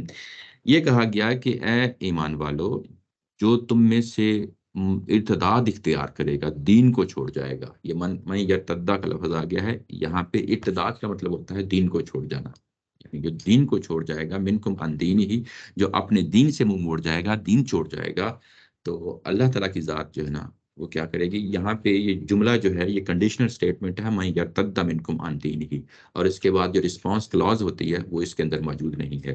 نیچے اگر آپ ترجمے میں دیکھیں تو ترجمے میں لکھا ہے کہ ایمان والو، یہ دین سے پھر جانے کا رویہ ہے، چنانچہ یاد رکھو کہ تم میں سے جو اپنے دین سے پھرے گا اللہ کو اس کی کچھ پرواہ نہیں ہے. اللہ کو اس کی کچھ پرواہ نہیں ہے، یہ اس کے اندر محذوف جملہ ہے، یعنی کلاز ہے. محذوف کیا ہوتا ہے؟ یعنی وہ حذف ہو جاتی ہے، یعنی بعض اوقات بات واضح ہوتی ہے، obvious ہوتی ہے، تو قرآن مجید اس کو ایک اس کا خاص اسلوب ہے. جس دور میں یہ نازل ہوا ہے قرآن مجید، اس کے اندر عربی کے اندر یہ عام سی چیز تھی. ہمارے ہاں بھی ہوتا ہے پنجابی میں، خاص طور پہ جب ہم کوئی جملہ بولتے ہیں تو آدھا جملہ بولتے ہیں، اس کے بعد اگلی بات نہیں کرتے. تو جب نہیں کرتے تو اس کا مطلب یہ ہوتا ہے کہ وہ بات انڈرسٹوڈ ہوتی ہے، انڈرسٹوڈ ہوتی ہے. جیسے جو ہے نا ہمارے، میں مثال دیتا ہوتا ہوں کہ کوئی دوست ہے ہمارے، تو انہوں نے کوٹ شوٹ پہنے ہیں اور اچھا لباس پہنا ہے، گھر سے باہر نکلے ہیں، میرے سامنے آئے ہیں، تو میں یہی کہوں گا بھائی کدھر بھائی. تو یہ کدھر بھائی جو ہے نا پوری کی پوری سٹوری سنا دے گا کہ بھائی یہ سارا جو انتظام کیا جا رہا ہے یہ کہاں جانے کا ہے. تو یہ اردو میں بھی اور پنجابی میں بھی جو ہے نا چل جاتا ہے یہ ساری چیزیں. تو اس طرح عربی زبان کے اندر بھی بعض اوقات جو ہے نا وہ چیز، یعنی آدھی بات کہی جاتی ہے، آدھی بات انڈرسٹوڈ ہوتی ہے. تو یہاں پہ بھی آدھی بات جو ہے وہ انڈرسٹوڈ ہے کہ جو کوئی بھی تم میں سے دین کو چھوڑے گا تو اس کا اگلا حصہ کیا ہے، یعنی یہ کہ اللہ کو اس کی کوئی ضرورت ہی نہیں ہے، اس کی جو ہے نا کوئی پرواہ نہیں ہے. یہ بات ہے، یہ یہاں پہ کہی جا رہی ہے. اچھا، یہ جو بات کہی جا رہی ہے اس کو بریکٹ میں رکھا ہے کہ یہ دین سے پھر جانے کا رویہ ہے، یعنی جو پیچھے رویہ جو تمہارا سامنے آ رہا ہے کہ تم کس کے درمیان جو ہے نا تگ و دو کر رہے ہو، یعنی یہودیوں اور نصارہ کے ساتھ جو ہے نا تم تگ و دو کر رہے ہو، ان کے ساتھ پنگے بڑھا رہے ہو، ان کے ساتھ دوستیاں کر رہے ہو. تمہارا یہ رویہ جو ہے یہ کہ تم بھی جو ہے نا قرآن کے مطابق اپنے فیصلے نہیں کرواتے ہو، قرآن کے مطابق تم نہیں چلتے ہو. یہ بات جو ہے نا رسول کے لیے حزن و ملال کا باعث بنتی ہے، اور تمہارا رویہ بھی جو ہے اٹھنا بیٹھنا انہی کے ساتھ ہے، تم ان کے جھوٹ اور پروپیگنڈے کا شکار ہو جاتے ہو. تو یہ ارتداد کا رویہ ہے. بڑا امپورٹنٹ پوائنٹ ہے کہ یہ ارتداد کا رویہ ہے. اگر تم جو ہے نا اس ارتداد کے رویے میں آ کے ان کی بات مان جاتے ہو اور انہی کے ساتھ دوستی کر لیتے ہو تو تم مرتد ہو جاتے ہو. مرتد ہو جاتے ہو تو اس کے بعد کہا کہ فسوف یأتی اللہ بقوم یحبہم، تو اس کے بعد اللہ تعالیٰ کی ذات کسی ایسی قوم کو، ایسے لوگوں کو اٹھائے گی کہ جن سے وہ محبت کرے گا، وَيُحِبُّونَهُمْ اور يُحِبُّونَهُ، اور وہ لوگ بھی اللہ سے محبت کریں گے. اب یہاں پہ ان منافقین کے مقابلے میں کوئی اور گروہ ہے جس کو یہاں پہ نمایاں کیا جا رہا ہے، اور ان کی خاص خاصیتیں جو ہے نا وہ بیان کرنا مقصود ہے. یہاں پہ بتایا یہ جا رہا ہے کہ تم اگر ارتداد اختیار کر لیتے ہو تو تمہارے جو ہے نا ارتداد اختیار کرنے سے اللہ تعالیٰ کی ذات کو تو کوئی فرق نہیں پڑے گا، کوئی پرواہ نہیں ہوگی، لیکن تمہارے مقابلے میں اللہ تعالیٰ کی ذات کچھ اور لوگوں کو اٹھائے گی، اور وہ لوگ جو ہے نا وہ کیا کریں گے، وہ اللہ سے محبت کریں گے. اللہ سے محبت کیا ہوتی ہے؟ سوری، اللہ ان سے محبت کرے گا، یعنی یحبہم آیا نا، اللہ ان سے محبت کرے گا. یہاں اللہ ان سے محبت کرے گا یہ پہلے لایا گیا ہے. یہ تھوڑا سا یہ بھی بڑا امپورٹنٹ پوائنٹ ہوتا ہے کہ یہ انیشیٹ کہاں سے ہوتی ہے. تو اللہ جن سے محبت کرتا ہے یہ کوئی اس بنیاد پہ نہیں کرتا ہے کہ اس کی لینیج کیا ہے، یعنی حسب و نسب کیا ہے، وہ کس قبیلے کا ہے، کس ملک کا ہے. یہ تو اللہ تعالیٰ کی ذات نہیں دیکھتی. وہ تو کچھ خاصیتیں ہوتی ہیں، کچھ صفات ہوتی ہیں جو لوگ اختیار کر لیتے ہیں، اور اللہ ان سے محبت کرتا ہے. تو یہ کہ وہ اللہ انہی سے محبت کرتا ہے جو یقیناً ہے، ظاہر ہے کہ جو اس کے احکامات کی پیروی کرتے ہیں، اس کے جو ہے نا اتاری کتابوں کی پیروی کرتے ہیں، ان کے سامنے سرنڈر کرتے ہیں. تو یہ ہدایت و ضلالت کا قانون ہے کہ اللہ ان سے محبت کرے گا. تو اللہ تو انہی سے محبت کرے گا جو ظاہر ہے کہ اس کے احکامات کی پیروی کریں گے. وَيُحِبُّونَهُ يُحِبُّونَهُ، اور وہ بھی جو ہے نا اللہ سے محبت کریں گے. یہ جو وہ بھی اللہ سے محبت کریں گے سورہ آل عمران میں پیچھے آ چکا ہے. میں چاہتا ہوں کہ آپ لوگوں کو وہ بھی جو ہے نا مقام دکھا دوں کہ اللہ سے جو ہے نا محبت کیسے کی جاتی ہے. وہ ہے قُلْ إِن كُنتُمْ تُحِبُّونَ اللَّهَ فَاتَّبِعُونِي يُحْبِبْكُمُ اللَّهُ، کہ اگر تم واقعی اللہ سے محبت کرتے ہو تو یہاں پہ رسول کریم صلی اللہ علیہ وسلم کی زبان مبارک سے کہلوا دیا ہے کہ اگر تم واقعی اللہ سے محبت کرتے ہو تو پھر میری جو ہے نا وہ پیروی کرو.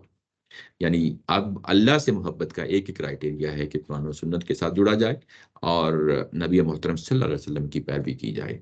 اب جب یہ پیروی ہوگی تو ظاہر ہے کہ یہی کرائٹیریا ہے جو یہاں پہ بھی آیت نمبر 54 میں یہاں جو ہے نا سامنے رکھا ہے کہ وہ اللہ سے محبت کریں گے. اللہ سے محبت کریں گے یعنی ظاہر ہے کہ رسول کی پیروی کریں گے، اللہ کی یعنی کتاب کی پیروی کریں گے، اللہ کے رسول کی سنت کی پیروی کریں گے، اور اس طریقے سے جو ہے نا وہ لوگ سامنے آئیں گے. یہ پہلی صفت ہے جو بیان کی جا رہی ہے جن کو اللہ تعالیٰ کی ذات جو ہے نا اٹھائے گی. اس کے بعد کہا ہے اذلۃ علی المؤمنین. اب یہ اذلہ کا جو لفظ ہے یہ ذلیل کی جمع ہے، یہ اردو والا نہیں ہے. جس طرح جاہل جو ہے نا اردو والا ہم کہتے ہیں کہ وہ نہیں ہے، یہاں پہ بھی ذلیل جو ہے وہ اردو والا نہیں ہے. یہ جو ذلیل عربی زبان میں یہ والا جو لفظ استعمال ہوتا ہے اس کا معنی ہوتا ہے عاجز، انکساری دکھانے والا، عاجزی دکھانے والا، دوسروں سے محبت کرنے والا، نرمی سے رویہ یا نا معاملات کرنے والا، دوسروں کے ساتھ نرمی سے معاملات کرنے والا. اس کے لیے یعنی جو عاجزی، انکساری، پستی انسان کی جو ہوتی ہے نا، یعنی جھک جانے کی، اندر سے جھک جانے کی، باہر سے جھک جانے کی، دوسروں کے ساتھ خوش اسلوبی کے ساتھ پیش آنے کی، اس کو لفظ ذلیل لفظ بولا جاتا ہے. ہمارے یہاں ویسے پٹھانوں میں یہ کہا جاتا ہے جی جی کہ جو زیادہ نیچے خود کو دوسروں کو عزت دیتا ہے پھر لوگ اس کو تھپڑ مارتے ہیں. جی جی میرا خیال ہے کہ ہمارے ہاں یہ ہمارے رویوں کی وجہ سے جی ذلیل ایسے بنے ہوئے ہیں. جی ہو سکتا ہے. ہاں یہ شریف ہم بن جاتے ہیں تو دوسرا پھر مارنے لگتا ہے. ایسے ہی ہمارے خیال ہے ہمارا معاشرتی یہ ماس ویلیوز بدل جاتی ہے نا، ہاں تو یہ وہ ہے. تو وہ مومنین کے ساتھ ان کا رویہ جو ہوگا، یعنی تمہارا رویہ، اب یہ دیکھیں دونوں ان کے سامنے ایک آئینہ رکھ دیا ہے. آئینہ یہ رکھا ہے کہ تم وہ لوگ ہو جن سے اللہ محبت نہیں کرتا. یحبہم آیا تھا نا کہ ہم کسی اور کو اٹھائیں، قوم کو اٹھائیں گے اور ان سے اللہ محبت کرے گا. تو اس کا مطلب یہ ہے کہ اللہ تم سے تو محبت نہیں کرتا، ان سے محبت کرے گا. اس کے بعد اب یحبونہ ہو، اور وہ اللہ سے محبت کریں گے. تم تو اللہ سے محبت نہیں کرتے بلکہ وہ لوگ اللہ سے محبت کریں گے. یہ ایک آئینہ سامنے رکھ دیا نا. اس کے بعد کہا ہے کہ اذلۃ علی المؤمنین، اور وہ انتہائی نرم خو ہوں گے، مسلمانوں کے ساتھ انتہائی نرم خو ہوں گے. تمہارا رویہ وہ نہیں. وہ رویے سامنے آ رہے ہیں نا. اب یہ جو سر ایک سوال ہے. رویے، جی جی سر ایک سوال ہے، جی جی یہ جو آیت شروع ہو رہی ہے یہ یا ایھا الذین آمنوا سے شروع ہو رہی ہے. جی جی جی یہ ان منافقین ہی کو جو ہے نا ایمان، یعنی قرآن مجید کا یہ بڑا خاص اسلوب ہے کہ ان کو کبھی بھی مسلمانوں سے جدا نہیں کرتا. صحیح. یعنی پیچھے جو ہے بات انہی منافقین کی ہو رہی ہے. یہ آمنو کا لفظ بول کے یہاں پہ یہ جو آمنو آ گیا ہے نا، یہ آگے چل کے مزید آئے گا تو وہاں پہ یہ خالصتاً جو ہے نا وہ اس میں آ جائے گا. یعنی حقیقی مسلمان جو بالکل سنسیئرٹی کے ساتھ جو ہے نا وہ اسلام قبول کر رہے ہیں، ان کے لیے آگے جا کے لفظ استعمال ہوگا. لیکن یہاں پہ ظاہر ہے کہ یہ ان کو لفظ استعمال کیا جا رہا ہے. یہ عموم کا اسلوب ہوتا ہے، اس کو ہم عموم کا اسلوب کہتے ہیں کہ اس کے اندر سب کو شامل کر لیا جاتا ہے. لیکن ظاہر ہے کہ یہاں پہ اصل ٹارگٹ کون ہے؟ یہی منافقین ہیں. اور ان منافقین کے حوالے سے یہ کہا جا رہا ہے کہ وہ جو ہے وہ اللہ سے محبت کریں گے، اللہ ان سے محبت کرے گا. وہ مسلمانوں کے ساتھ انتہائی نرمی کے ساتھ معاملہ کریں گے. اعزت علی الکافرین، اور وہ کافرین کے جو کفار ہیں ان کے حوالے سے وہ کیا ہوں گے؟ نہایت سخت ہوں گے. کفار کے حوالے سے نہایت سخت ہوں گے. یہاں پہ ایک منفی پہلو بھی نکلتا ہے اور بعد اوقات تفسیروں کے اندر وہ بیان ہو گیا ہے. وہ منفی پہلو جو ہے وہ کفار کے ساتھ روڈ ہونا ہے، یعنی ترشروئی کا، یعنی ان کے ساتھ، یعنی کفار کے ساتھ معاملہ نرمی سے نہیں کرنا بلکہ سختی سے کرنا ہے. یعنی اس معنی میں بھی لوگ اس کو لے گئے ہیں. یہ منفی پہلو جو ہے نا یہاں پہ ہے نہیں ہے، ہے نہیں ہے. وہ کیا بات ہے یہاں پہ ہے میں آپ کھولنے والا ہوں. جی جی میم پتہ ہے مجھے ساری چیزیں. یہ بات تفسیروں میں امپریشن ملتا ہے کہ یہ بیسیکلی ان کو رگڑا دینا ہے کفار کو. ایسی ہے چیز نہیں ہے. میں آپ سامنے کھولتا ہوں وہ کیا ہے. یہ اصل میں ہم جب نظم کی بات کرتے ہیں تو نظم سے ہاتھ نہیں اٹھا لیتے،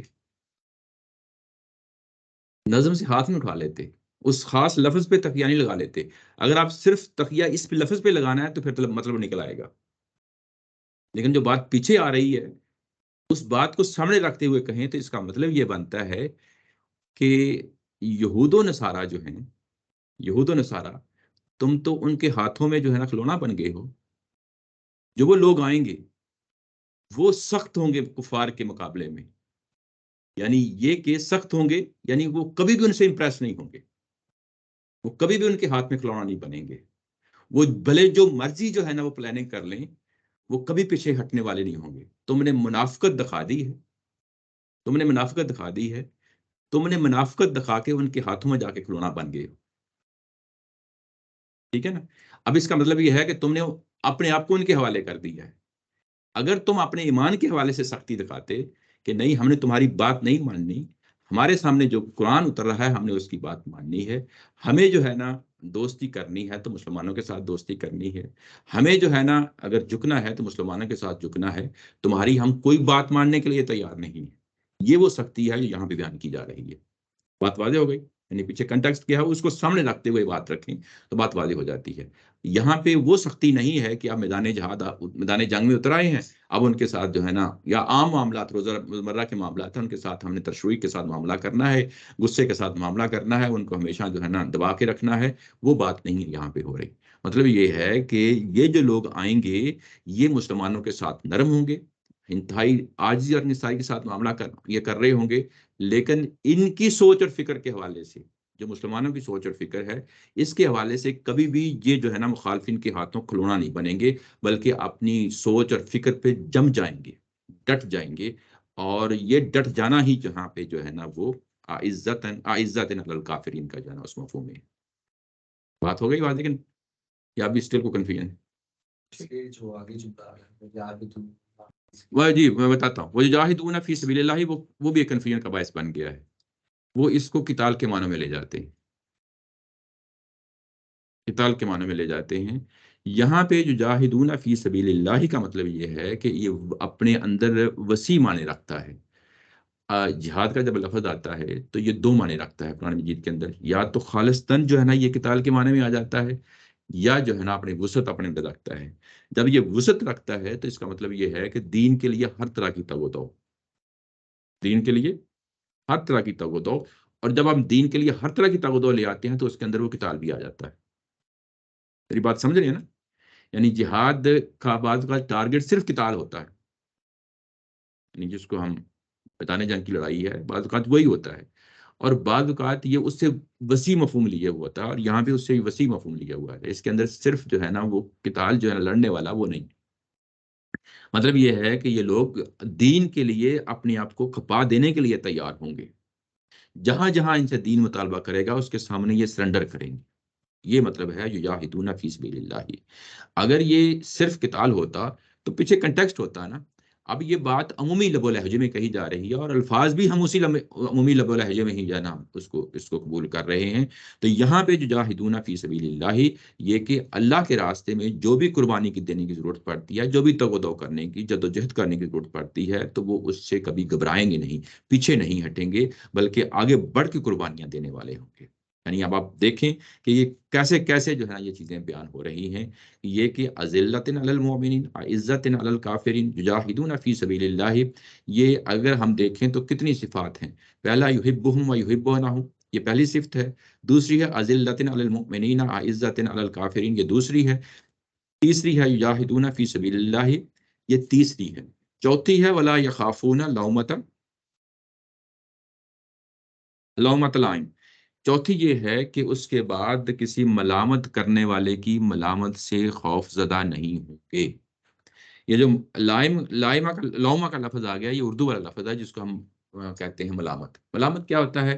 کسی نے آپ کو جو ہے نا آپ کے نقطہ نظر کی وجہ سے آپ کو جو ہے نا سنانی شروع کر دی، ملامت کرنا شروع کر دی، آپ کو برا بلا کہنا شروع کر دیا، آپ اس کے سامنے جو ہے نا جھک گئے، دب گئے، ہو جاتا ہے، یہ مسلمانوں میں بھی ہوتا ہے۔ اور یہ ظاہر ہے کہ جو لوگ جو قومیں جو ہے نا مغلوب ہو جاتی ہیں، پیچھے رہ جاتی ہیں، تو وہ پھر جو قومیں آگے بڑھ جاتی ہیں ان کو ڈانٹ ٹپٹ سناتی ہیں، ان کو جو ہے نا کہتی ہے کہ تم تکیں اسی قسم کے خیالات ہیں تمہارے، تم کن چیزوں کے پیچھے جو ہے لگے ہوئے ہو۔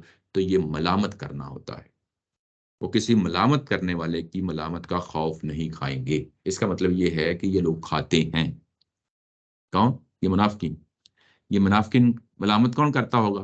یہی یہود و نصارہ کرتے ہوں گے، اور جب وہ ملامت کرتے ہیں تو ان کی ملامت کا یہ شکار ہو جاتے ہیں، ان کے ہاتھوں جو ہے نا یہ کھلونا بن جاتے ہیں، ان کے ہاتھوں یہ کھلونا بن جاتے ہیں۔ اب یہ ساری چاروں کی چاروں جو ہے نا ہم سب کو ایک جگہ رکھ کے دیکھیں گے، علیحدہ علیحدہ نہیں کریں گے، یہ چاروں صفات جو ہے نا ایک جگہ رکھ کے دیکھیں گے تو جو وہ کر رہے ہیں، جو منافقین کر رہے ہیں، منافقین کیا کر رہے ہیں، وہ اپنے لوگوں سے بھی محبت نہیں کرتے، نہ اللہ سے محبت کرتے ہیں، اللہ بھی ان سے محبت نہیں کرتا، وہ اپنے لوگوں کے ساتھ نرم نہیں ہیں، اور جبکہ جو مخالفین ہیں ان کے ہاتھوں جو ہے نا وہ استعمال ہو جاتے ہیں، ان کے ہاتھوں کھلونا بن جاتے ہیں۔ یہ بات ہے یہاں کہی گئی۔ اس کے بعد ان کی تگ و دو کا میدان اسلام نہیں ہے، اللہ کا دین نہیں ہے، بلکہ تگ و دو کا میدان یہ پیچھے کہا نا یساری ہونا، پیچھے لفظ آ چکا ہے، یہ ان کے اندر فنگے بڑھانے میں جو ہے نا صورت سے کام لیتے ہیں۔ حالانکہ کیا ہونا چاہیے تھا، یہ یجاہدون فی سبیل اللہ ہی ہے، اس کو اگر آپ کمپیئر کریں پچھلی آیت کے ساتھ جس میں کہا گیا تھا کہ یسارعون فیہم، یہ انہی کے اندر جو ہے نا دوستی کی پنگے بڑھاتے ہیں، یہ نہیں ہونا چاہیے تھا، بلکہ ہونا یہ چاہیے تھا کہ یجاہدون فی سبیل اللہ اذلۃ علی المؤمنین اعزۃ علی الکافرین، یہ وہ بات ہے یہاں پہ جو ہونی چاہیے تھی۔ اور اس کے بعد یہ جو ہے نا ملامت کا بھی شکار ہو جاتے ہیں، جبکہ جو اصل میں جو لوگ آئیں گے، ان کے بعد لوگ آئیں گے، وہ ملامت کا شکار نہیں ہوں گے۔ ذالک فضل اللہ، یہ اللہ تعالیٰ کی ذات کا دیا ہوا فضل ہے، یؤتیہ من یشاء، جس کو وہ چاہتا ہے عنایت کرتا ہے، واللہ واسع علیم، بے شک اللہ تعالیٰ کی ذات جو ہے نا وسعت رکھتی ہے اور علم رکھتی ہے۔ یہ جو چاروں پیچھے خوبیاں بیان ہوئی ہیں، یہ ایک یوں سمجھ لیں کہ کوئی بھی مسلمان جو حقیقتاً مسلمان بننا چاہتا ہے اس کے سامنے رہنی چاہیے۔ جو قرآن مجید جو ہے نا اس طرح کی جب آیات آتی ہیں، اس طرح کے جملے آتے ہیں، اس طرح کی فریزز آتی ہیں، ان کو کبھی بھی اگنور نہیں کرنا چاہیے۔ قرآن مجید کو محض علم حاصل کرنے کے لیے نہیں پڑھنا چاہیے، یہ بھی بڑی امپورٹنٹ پوائنٹ ہے۔ اگر ہم محض علم حاصل کرنے کے لیے اس کو پڑھیں تو یہ بھی نقصان کا باعث بن سکتا ہے، یعنی جو چیز سامنے آتی ہے اس کو اختیار کرنے کی کوشش کریں، یہ آپ کی شخصیت کے اندر اس کی جھلک آنی چاہیے، وہ رویے جو ہے نا وہ آپ کے اندر آنے چاہیے۔ یعنی اگر قرآن مجید پڑھنے کی یہ ساری جو ہے نا کوشش ہماری محض علم کے لیے ہے تو پھر جو ہے نا یہ میں سمجھتا ہوں کہ بڑی بدقسمتی ہوگی، بد نصیبی ہوگی کہ ہم اس کو محض جو ہے نا پڑھنے کے لیے پڑھتے ہیں، نہیں بلکہ ان کو اختیار کرنے کے لیے چار جو خوبیاں ہیں، یہ چار خوبیاں بڑی نمایاں خوبیاں ہیں۔ یہ پوری زندگی آپ کی جو ہے نا یہ ان منافقین کے مقابلے میں، ان منافقین کے مقابلے میں یہ پیش کی جا رہی ہیں، اور اس کا آپ کی شخصیت کے اندر جو ہے نا وہ اس کا کوئی ریفلیکشن آنا چاہیے، سامنے چیز آنی چاہیے، اور اس کو اللہ تعالیٰ کی ذات فضل کہہ رہی ہے، جس کو وہ عنایت کرے گی۔ من یشاء کا لفظ آ گیا ہے، جب یہ آتا ہے من یشاء تو یہ محض جو ہے نا اللہ تعالیٰ کی جو ہے نا چاہت نہیں ہوتی، یہ قانون ہوتا ہے پورا، یعنی یہ انہی لوگوں کو دے گا جو اس کے قابل ہوں گے، ہدایت و ذلات کا قانون ہے، یہ انہی کو دے گا۔ اور یہ چیز جو ہے نا ظاہر ہے کہ یہ ثابت کر چکے ہیں منافقین کہ یہ ان کے اندر ہے نہیں ہے۔ اگر یہ چاہت کا معاملہ تھا تو ان کو کیوں نہ عطا کر دیا تو الال ٹپ تو کوئی چیز نہیں ہوتی۔ یہ کہ اصل میں یہ چیزیں اپنے اندر پیدا کریں گے تو پھر جو ہے نا وہ اللہ تعالیٰ کی ذات جو ہے نا عنایت کرے گی ان کو، یہ ساری چیزیں جب یہ پیدا کریں گے تو یہ ملے گی۔ اس کے بعد کہا ہے کہ اللہ تعالیٰ کی ذات بہت وسعت رکھنے والی ہے، بہت وسعت رکھنے والی ہے۔ یہ کہ اللہ تعالیٰ کی ذات بہت وسعت رکھنے والی ہے کس چیز میں؟ فیاضی دکھانے میں، عنایت کرنے میں، دینے میں۔ اگر یہ ایک سٹیپ آگے بڑھتے ہیں تو بہت کچھ ان کو عنایت کرے گی، ایک سٹیپ آگے بڑھتے ہیں تو اللہ تعالیٰ کی ذات 100 سٹیپ آگے بڑھے گی، یعنی اس سینس میں کہ یہ اپنے آپ کو دکھائے تو صحیح، مسلمانوں کے لیے آگے بڑھ کے جو ہے نا محبت کریں اور ان سے جو ہے نا اپنے دوستیاں ناطے جو ہے نا توڑیں۔ اور اس کے بعد اللہ تعالیٰ کی ذات کہتی ہے علیم ہے۔ جب یہ علیم اس طریقے سے آتا ہے تو اس کا مطلب یہ ہے کہ اللہ تعالیٰ کی ذات سب کچھ جانتی ہے، لیکن معاملہ اپنی حکمت کے تحت ہی کرے گی، حکمت کے تحت ہی کرے گی۔ یہ اصل میں بیسیکلی کہیں حکیم کا لفظ آ جاتا ہے، کہیں علیم کا لفظ آ جاتا ہے، تو یہ اس پہلو سے ہوتا ہے کہ جس کے اندر اللہ تعالیٰ کے کچھ قوانین ہیں وہ حرکت میں آ جاتے ہیں، اور انہی قوانین کے حوالے سے یہاں پہ یہ بات کہی گئی ہے۔ اچھا، اس کے بعد یہ ایک سوال پیدا ہوتا ہے یہاں پہ کہ یہ جو بات کہی ہے کہ لوگ آ جائیں گے ان منافقین کی جگہ پہ، تو کیا جو وہاں پہ لوگ موجود ہیں کیا وہ اس قابل نہیں؟ میری بات سمجھ رہے ہیں نا؟ یہ صحابہ کرام ہیں، کیا وہ ان کے اندر یہ صلاحیتیں نہیں؟ یعنی یہ مستقبل میں کیوں جو ہے نا لوگ آ جائیں گے؟ میری بات سمجھ رہے ہیں نا؟ یہ اصل میں یہ ابھارا جا رہا ہے، یہ ابھارنے کا اسلوب ہے، یہ کہ صحابہ کرام نہیں ہے، وہ تو اگلی آیت آ رہی ہے اس میں تو بتایا جائے گا کہ ان کے اندر بھی یہ چیز موجود ہے۔ ابھی اس کے بعد جو آج پیراگراف پڑھ رہے ہیں اس کے اندر یہ چیز لکھی ہے کہ صحابہ کرام یہی کام کر رہے ہیں، لیکن یہاں پہ یہ بتایا جا رہا ہے کہ تم اپنے آپ کو یہ سمجھ کے کہ ہم ایک گروہ ہیں منافقین کا اور ہم ایک وزن رکھتے ہیں، اللہ تعالیٰ تمہارے اس وزن کی سرے سے کوئی پرواہ نہیں ہے، اور یاد رکھو کہ جب پرواہ نہیں ہے تو اللہ تعالیٰ کی ذات تمہارا جو سمجھتے ہیں نا کہ تمہاری افرادی قوت یا تمہاری جو ہے نا افراد کا ہونا ہے، اس کو ہم ریپلیس کر دیں گے اور تمہیں جو ہے نا کارنر کر دیں گے، اس وقت تم بالکل بے وزن ہو جاؤ گے۔ اور ساتھ ساتھ تسلی دی ہے کہ مسلمانوں کو تسلی دی ہے کہ انہی پہ تکیہ نہ لگائے بیٹھو، اور بھی دنیائیں ہیں، اور بھی لوگ ہیں، اور بھی قبیلے ہیں، ان کے پاس پہنچے اور وہ آئیں گے، اسلام قبول کریں گے، اور قبول کیا لوگوں نے، جو ہے نا بعد میں لوگ آئے ہیں، اور ظاہر ہے کہ یہ منافقین جو ہے نا وہ کارنر ہوتے چلے گئے۔ یہ اس پہلو سے ایک طرف مسلمانوں کو تسلی دی ہے کہ اور لوگ بھی آئیں گے۔ اب ان پہ جو ہے نا، کیونکہ نبی پاک صلی اللہ علیہ وسلم حزن و ملال کا شکار ہو رہے تھے، ان پہ ہی ساری کوششیں صرف نہ کر دو دین و دعوت کی، اب ان کو چھوڑ دیں، ابھی اللہ کے قانون کی زد میں آ چکے ہیں، اور ان کو سمجھایا جا رہا ہے کہ تم اپنے کو آپ کو بہت وزندار نہ سمجھو، تمہاری جگہ ہم کچھ اور لوگوں کو بھی اٹھا لیں گے۔ یہ بات ہے جو کہی جا رہی ہے، اور یہ چیز جو ہے نا وہ سامنے رہے، اور جب یہ چیز سامنے رہے تو اگلا جو پیراگراف ہے کہ انما ولیکم اللہ ورسولہ والذین آمنوا الذین یقیمون الصلاۃ ویؤتون الزکاۃ وہم راکعون، یہ تمہارے دوست نہیں ہیں اور نہیں ہو سکتے۔ ترجمے میں نیچے دیکھیں کہ یہ تمہارے دوست نہیں ہیں، یہود و نصارہ تمہارے دوست نہیں ہیں، تمہارے دوست تو حقیقت میں اللہ اور اس کا رسول اور وہ ایمان والے ہیں۔ یہ آ گئی نا بات، اب صحابہ کرام کی بات آ گئی کہ تمہارے دوست وہ دوست نہیں ہیں، بلکہ تمہارے دوست کون سے دوست ہیں؟ اللہ جو ہے نا دوست ہے، اللہ کا رسول دوست ہے، اور جو لوگ ایمان لائے ہیں وہ دوست ہیں۔ اور وہ دوست کیا ہیں، ان کی کیا خاصیت ہے؟ اب کچھ اور خاصیتیں ہمارے سامنے آ گئی ہیں، وہ یہ کہ وہ اصل میں نماز ادا کر رہے ہیں، قائم کر رہے ہیں، جیسا کہ نماز قائم کرنے کا حق ہے، وَيُؤْتُونَ الزَّكَاةَ، اور وہ زکوٰۃ ادا کر رہے ہیں، وَهُمْ رَاكِعُونَ، اور وہ یہ دونوں جب یہ کام کر رہے ہوتے ہیں تو انتہائی عاجزی کے ساتھ، انتہائی نیاز مندی کے ساتھ، انتہائی فروتنی کے ساتھ، انکساری کے ساتھ نماز بھی ادا کرتے ہیں اور زکوٰۃ بھی ادا کرتے ہیں۔ اب یہ بتا دیا گیا کہ دوستی کا معیار کیا ہے۔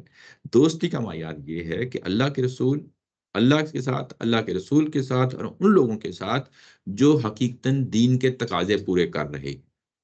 دین کے تقاضے پورے کرنے کے لیے سب سے پہلے دو چیزیں رکھی جاتی ہیں کہ اللہ کا حق ادا کرو اور انسانوں کا حق ادا کرو، اور وہ نماز کی صورت میں اور وہ زکوٰۃ کی صورت میں ہے۔ اور نماز اور زکوٰۃ کو ادا کرنا ہے تو اس کے لیے بھی ایک اور شرط ساتھ لگا دی، وہ یہ کہ عاجزی کے ساتھ، انکساری کے ساتھ، فروتنی کے ساتھ جو ہے نا نماز پڑھی جائے گی اور زکوٰۃ دی جائے گی۔ اور یہ جو وہم راکعون کا لفظ ہے، یہ رکوع کرنے کے معنوں میں نہیں، یہ لفظی معنی ہے۔ یہ لفظی معنی کیا ہے؟ عاجزی، انکساری۔ جب آپ رکوع کر رہے ہوتے ہیں تو گویا کہ آپ نے اپنی کمر جھکا دی، یہ اس چیز کا سمبل ہوتا ہے کہ آپ اپنے آپ کو عاجزی اور انکساری کے اس جگہ پہ لے گئے ہیں جس جگہ پہ انسان جو نا جھک جاتا ہے، اس کی کمر جھک جاتی ہے، یعنی ظاہری شخصیت جھک جاتی ہے، باطنی شخصیت جھک جاتی ہے۔ تو نماز اور زکوٰۃ ادا کرتے ہوئے ان کا یہی رویہ ہوتا ہے کہ وہ فروتنی کے ساتھ، نیاز مندی کے ساتھ، عاجزی اور انکساری کے ساتھ یہ دونوں معاملات کر رہے ہوتے ہیں۔ اور وَمَن يَتَوَلَّ اللَّهُ، اور جو بھی اللہ اور اللہ کے رسول کے ساتھ ورسولہ، اور جو اللہ اور ان کو اپنا دوست بنا لیتے ہیں، والذین آمنوا فإن حزب اللہ هم الغالبون، جو اللہ اور اللہ کے رسول کو اپنے دوست بنا لیتے ہیں، وہی اصل میں کون لوگ ہیں؟ وہ ہی غالب ہوں گے، اس لیے کہ اللہ کی جماعت ہی غالب رہنے والی ہے۔ یہ جو لفظ جہاں پہ آیا تھا، یہ جملہ، یہ بھی کنڈیشنل سٹیٹمنٹ ہے۔ وَمَن يَتَوَلَّ اللَّهُ، جو اللہ کو دوست بنا لیتا ہے اور اس کے رسول کو دوست بنا لیتا ہے، اس کے بعد اس کی رسپانس کلاز بھی یہاں پہ مسنگ ہے، حذف ہے۔ اس حذف کو کھولا ہے اور استاد محترم نے لکھا ہے کہ وہی غالب ہوں گے۔ کیوں غالب ہوں گے؟ کیونکہ اگلے جملے میں آ گیا ہے فَإِنَّ حِزْبَ اللَّهِ هُمُ الْغَالِبُونَ، اس لیے کہ اللہ کی جماعت ہی غالب رہنے والی ہے۔ ٹھیک ہے، تو یہاں پہ یہ جو غلبے کا تصور ہے، یہ رسول اور رسول کے ساتھیوں کے ساتھ خاص ہے۔ لہٰذا صاحب آپ نے کہا تھا نا کہ اب وہ چیز سامنے آ رہی ہے، گریجولی مضمون ادھر ادھر جا رہا ہے۔ جو قانون رسالت ہے ان جو پیراگراف جو یہود و نصارہ کی دوستی سے پہلے کا پیراگراف تھا، وہ جو قانون وہاں پہ بیان ہو رہا تھا وہ تھا ذریت ابراہیم کے حوالے سے تھا، لیکن یوں ہی مضمون جو ہے نا دوستی کے حوالے سے آگے بڑھا تو اس مضمون کے اندر کیا چیز شامل ہو گئی ہے؟ اب یہاں قانون رسالت شامل ہو گیا ہے۔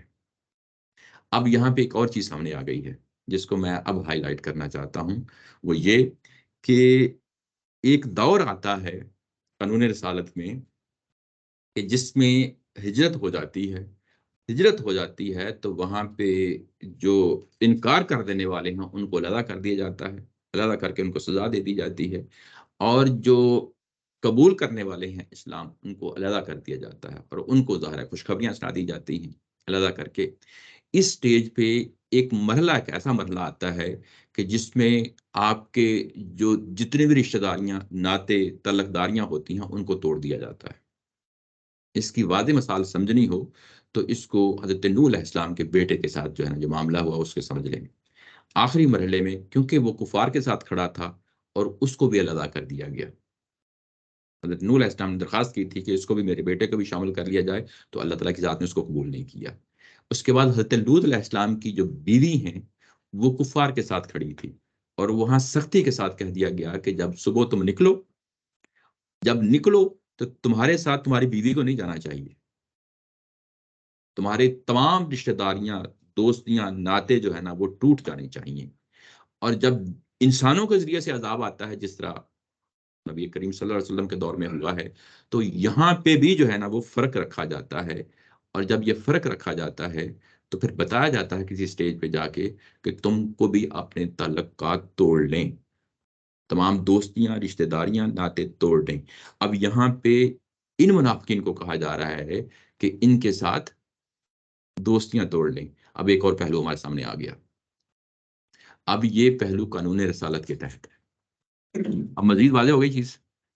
یہ جو وہاں پر غامدی صاحب نے اس کو اسپیسیفائی کیے الگ سے، جی جی اس عذاب کو اس عذاب سے، جی جی اصلاحی صاحب نے ایسا نہیں کیا ہے۔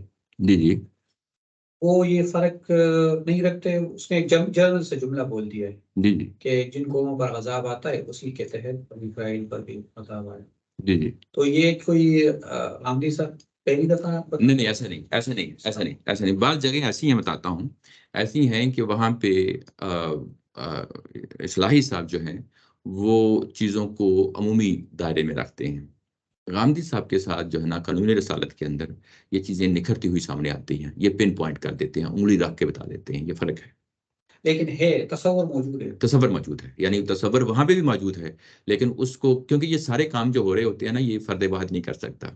یہ جو کہتے ہیں نا کہ غامدی صاحب کا اصلاحی صاحب کی جو ہے نا بعض چیزوں میں فرق کیوں آتا ہے، فرق اس لیے آتا ہے کہ یہ معاملہ نسلوں کا ہوتا ہے۔ یہ بالکل ایسے ہی امام ابو حنیفہ کی جو رائے ہے وہ بہت سارے معاملات میں اب وہ جو حنفی نقطہ نظر ہے ان کی نہیں ہے، ایسے ہی ہے نا۔ تو ایسے ہی ہوتا ہے کہ ایک فکر بنتی ہے، ایک سوچ بنتی ہے، اس کی بنیادیں کھڑی ہوتی ہیں، کچھ لوگ اس پہ کام کرتے ہیں، اس کے بعد میں آنے والے کام کرتے ہیں، اس کے بعد میں آنے والے کام کرتے ہیں، اور ضروری نہیں کہ غامدی صاحب کے کام کے ساتھ جو ہے نا یہ کام رک کے جائے، آگے بھی کام بڑھے گا۔ تو مطلب یہ ہے کہ یہ چیز کلیئرٹی آتی گئی ہے۔ لوگ سوالات بھی کرتے ہوں جی گے، جی خود بھی سوالات پیدا ہوں جی گے، تو اس ایسے کے ہی نتیجے میں پھر وہ اور چیزیں کلیئرٹی آ جاتی ہیں۔ یعنی یہ جو قانون رسالت ہے یا جو بنی اسرائیل کے حوالے سے قانون ہے یا بنی اسماعیل کے حوالے سے قانون ہے، غامدی صاحب کے ہاں آ کے جو ہے نا بڑی کلیئرٹی پہ آ کے آ گیا ہے۔ ویسے خدائی فیصلے کے عنوان سے جو مضمون تھا جی جی اس سے پہلے تو یہ ہم نے اتنا میزان پڑھا تھا لیکن یہ سمجھ نہیں آیا جی جی وہ مضمون پڑھا ہے، اسپیسیفک وہ ہو کہیں گیا۔ موقع ملے اس کو بار بار پڑھیں، حفظ کر لیں۔ اگر آپ نے حفظ کرنے کا مطلب یہ ہے کہ اس کو اسی طرح سمجھ لیں، پکڑ لیں، پلے باندھ کیونکہ لیں۔ بڑے بڑے شاگرد جو غامدی صاحب کے وہ بھی کنفیوژن کا شکار تھے، ایسا ہے، میں مانتا ہوں۔ عمار خان ناصر صاحب جو ان کی مضمون آیا تھا اس کے مقابلے میں پھر غامدی صاحب نے جو ہے نا کلیئرٹی بتائی تھی، اور غامدی صاحب نے خود ہی بعد میں بتایا تھا اپنی ایک نجی محفل میں بھی تھا اس میں، کہ مجھے اس لیے لکھنا پڑا کہ ہمارے اپنے جو میرے جو اسٹوڈنٹس تھے وہ بھی جو ہے نا کلیئر نہیں تھے، تو میں نے یہ پھر مضمون لکھا تھا۔ تو یہ پن پوائنٹ کرنا کہ کون چیز کہاں پہ ہے، کس طرح کی ہے، غامدی صاحب نے اس کو پورا خیال رکھا ہے، اور یہاں پہ بھی رکھا ہے۔ نہیں وہ مقامات کے اندر ہے، میں آپ کو شیئر کر دوں گا اس کہاں تو اس یوٹیوب میں، میں کر دوں گا، شیئر کر دوں گا۔ خدائی فیصلے کے نام سے۔ جی جی جی جی اچھا، بہرحال اس کو یہ پیراگراف جو ہے نا ختم کرتے ہیں، بس یہی آج کا۔ اچھا اس میں ایک چیز اور ہے بڑی امپورٹنٹ ہے کہ یہ اللہ کی جماعت ہے اور اللہ کی جماعت غالب ہونے والی ہے۔ یعنی اگر تمہیں کہا جا رہا ہے کہ ان مسلمانوں کے ساتھ دوستی کرو اور یہود و نصارہ کے ساتھ دوستی نہ کرو، اس کا ایک نتیجہ سامنے آنے والا ہے۔ وہ نتیجہ کیا ہے؟ وہ نتیجہ قانون رسالت کے تحت ہونا ہے، اور تم نے یا اس کیمپ میں کھڑے ہونا ہے یا اس کیمپ میں کھڑے ہونا ہے۔ اگر تم اس کیمپ میں کھڑے ہوتے ہو تو تمہارے سب اعمال ضائع ہو جائیں گے۔ پیچھے یہی کہا تھا نا، یعنی اب آپ کمپیریزن کر کے دیکھ لینا کہ دوستی یعنی یہ پچھلے پیراگراف میں جو 53 پہ ختم ہوا تھا، اس میں کہا تھا انہم لمعکم حبطت اعمالہم فاصبحوا خاسرین، یعنی تم ان کے ساتھ کھڑے ہوتے ہو تو خسارے والی جگہ پہ کھڑے ہوتے ہو، تم انہی کے ساتھ تمہارا جنا معاملہ ہوگا۔ لیکن اگر ادھر آ جاتے ہو، اہل ایمان کے ساتھ آ جاتے ہو، تو جو اہل ایمان کے ساتھ قانون رسالت کے تحت معاملہ ہونا ہے، اور اس قانون رسالت کے تحت جب معاملہ ہوگا اور اس میں تم جب آ جاؤ گے تو تم حزب اللہ کے ساتھ کھڑے ہو جاؤ گے۔ اچھا، اس میں ایک اور چیز ہے، بڑی امپورٹنٹ چیز ہے، کہ حزب کا معنی ہوتا ہے پارٹی، جماعت۔ یہ اللہ کی جماعت ہے، اللہ نے خود بولا ہے کہ یہ میری جماعت ہے، اور یہ جماعت جو ہے اس کے بعد محض جماعت نہیں کہا، ہم الغالبون کہا ہے کہ یہ لازمی طور پہ غالب ہو جائیں گے۔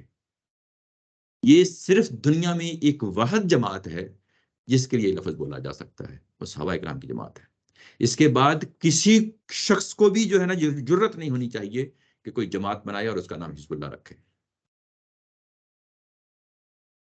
ہر چوتھے دن جو ہے نا شکست خانی پڑ جائے، حزب اللہ نہیں ہو سکتی۔ اس کے لیے لازمی طور پہ کہا ہے کہ ہم الغالبون، تمہاری زندگی میں وہ لازمی طور پہ غلبہ جو ہے نا ان کو ملنے والا ہے۔ یہ پوائنٹ ہے کہ ان کو غلبہ ملنے والا ہے، یہ کیوں کہا؟ اس کے لیے ایک اور چیز ہے جو پچھلی آیت میں پڑھی تھی، سوری آپ اپنی بات یاد رکھیں، جی جی یہاں پر یہ حزب اللہ جو ہے جی جی، اس کے لیے لکھا ہوا ہے، میں اسی پہ آپ نے اچھا وہ پیج بدل دیا نہیں، میں کمپیئر کرنے لگا ہوں پیچھے انہوں نے کہا تھا نا کہ یسارعون فیہم یقولون نخشی ان تصیبنا دائرہ، ہم کسی مصیبت میں نہ پھنس جائیں۔ مصیبت کیا ہے؟ جنگوں کی مصیبتیں، اس میں فیصلے ہونے ہیں، اور اللہ نے فیصلہ جو ہے نا وہ سنا کے سامنے رکھ دیا ہے کہ جس چیز سے تم ڈر رہے ہو نا، اس کا نتیجہ یہی ہے کہ یہی غالب ہوں گے۔ آ جاؤ ادھر، یہ پیشن گوئی ہے جو ظاہر ہے کہ الفتح کی صورت میں جو پیچھے کہا تھا نا کہ وہ لازمی طور پہ آنی ہے، غالب ہو کے رہنی ہے۔ جب وہ غالب ہو کے رہنی ہے تو یہ تو لازمی ہوگا کہ رسول کے ساتھ جو ہے نا وہ غلبہ ہوگا، اور وہ غلبہ ہوگا، اور اس میں جو مخالفین ہیں وہ تمہارے جائیں گے،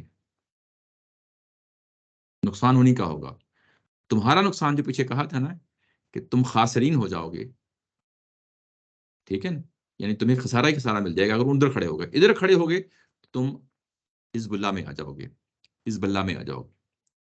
اور یہ جو حزب اللہ ہے، یہ کوئی جماعت کوئی دعویٰ نہیں کر سکتی کہ ہم حزب اللہ ہیں، اس لیے کہ اللہ نے کسی جماعت کے ساتھ دعویٰ نہیں کیا ہوگا، صرف ایک ہی جماعت کے ساتھ دعویٰ کیا تھا، اور وہ وعدہ ہے کہ اللہ کا رسول اور اللہ کے رسول کے ساتھ ہی جو ہے نا وہی غالب ہوں گے، کوئی اور غالب نہیں ہو سکتا۔ ہم اگر آج کریں گے تو ہم اللہ تعالیٰ کی ذات جو ہے نا ہمیں غلبہ دے گی، کس جگہ دے گی، لیکن یہ کہ کیا ہم یہ اس جگہ پہ کھڑے ہو کے کہ ہم الغالبون لازمی طور پہ ان کو غلبہ ملے گا، یہ کسی کے بارے میں نہیں کہا جا سکتا۔ اس لیے اس چیز کو ہمیشہ جو ہے نا وہ اتنی جرت کا جو ہے نا اظہار نہیں کرنا چاہیے۔ یہ عربوں کے اندر پتہ ہی آپ کو حزب اللہ، اور ہمارے ہاں بھی جو ہے نا کوئی جماعتیں، پاکستان میں بھی مذہبی جماعتیں اپنے آپ کو حزب اللہ کے نام سے پکارتی رہی ہیں، تو یہ ٹھیک نہیں ہے، یہ انتہائی غلط بات ہے۔ اسی کے ساتھ یہ آج کا یہ سیشن ہم ختم کرتے ہیں۔ کوئی سوال ہو تو میں حاضر ہوں۔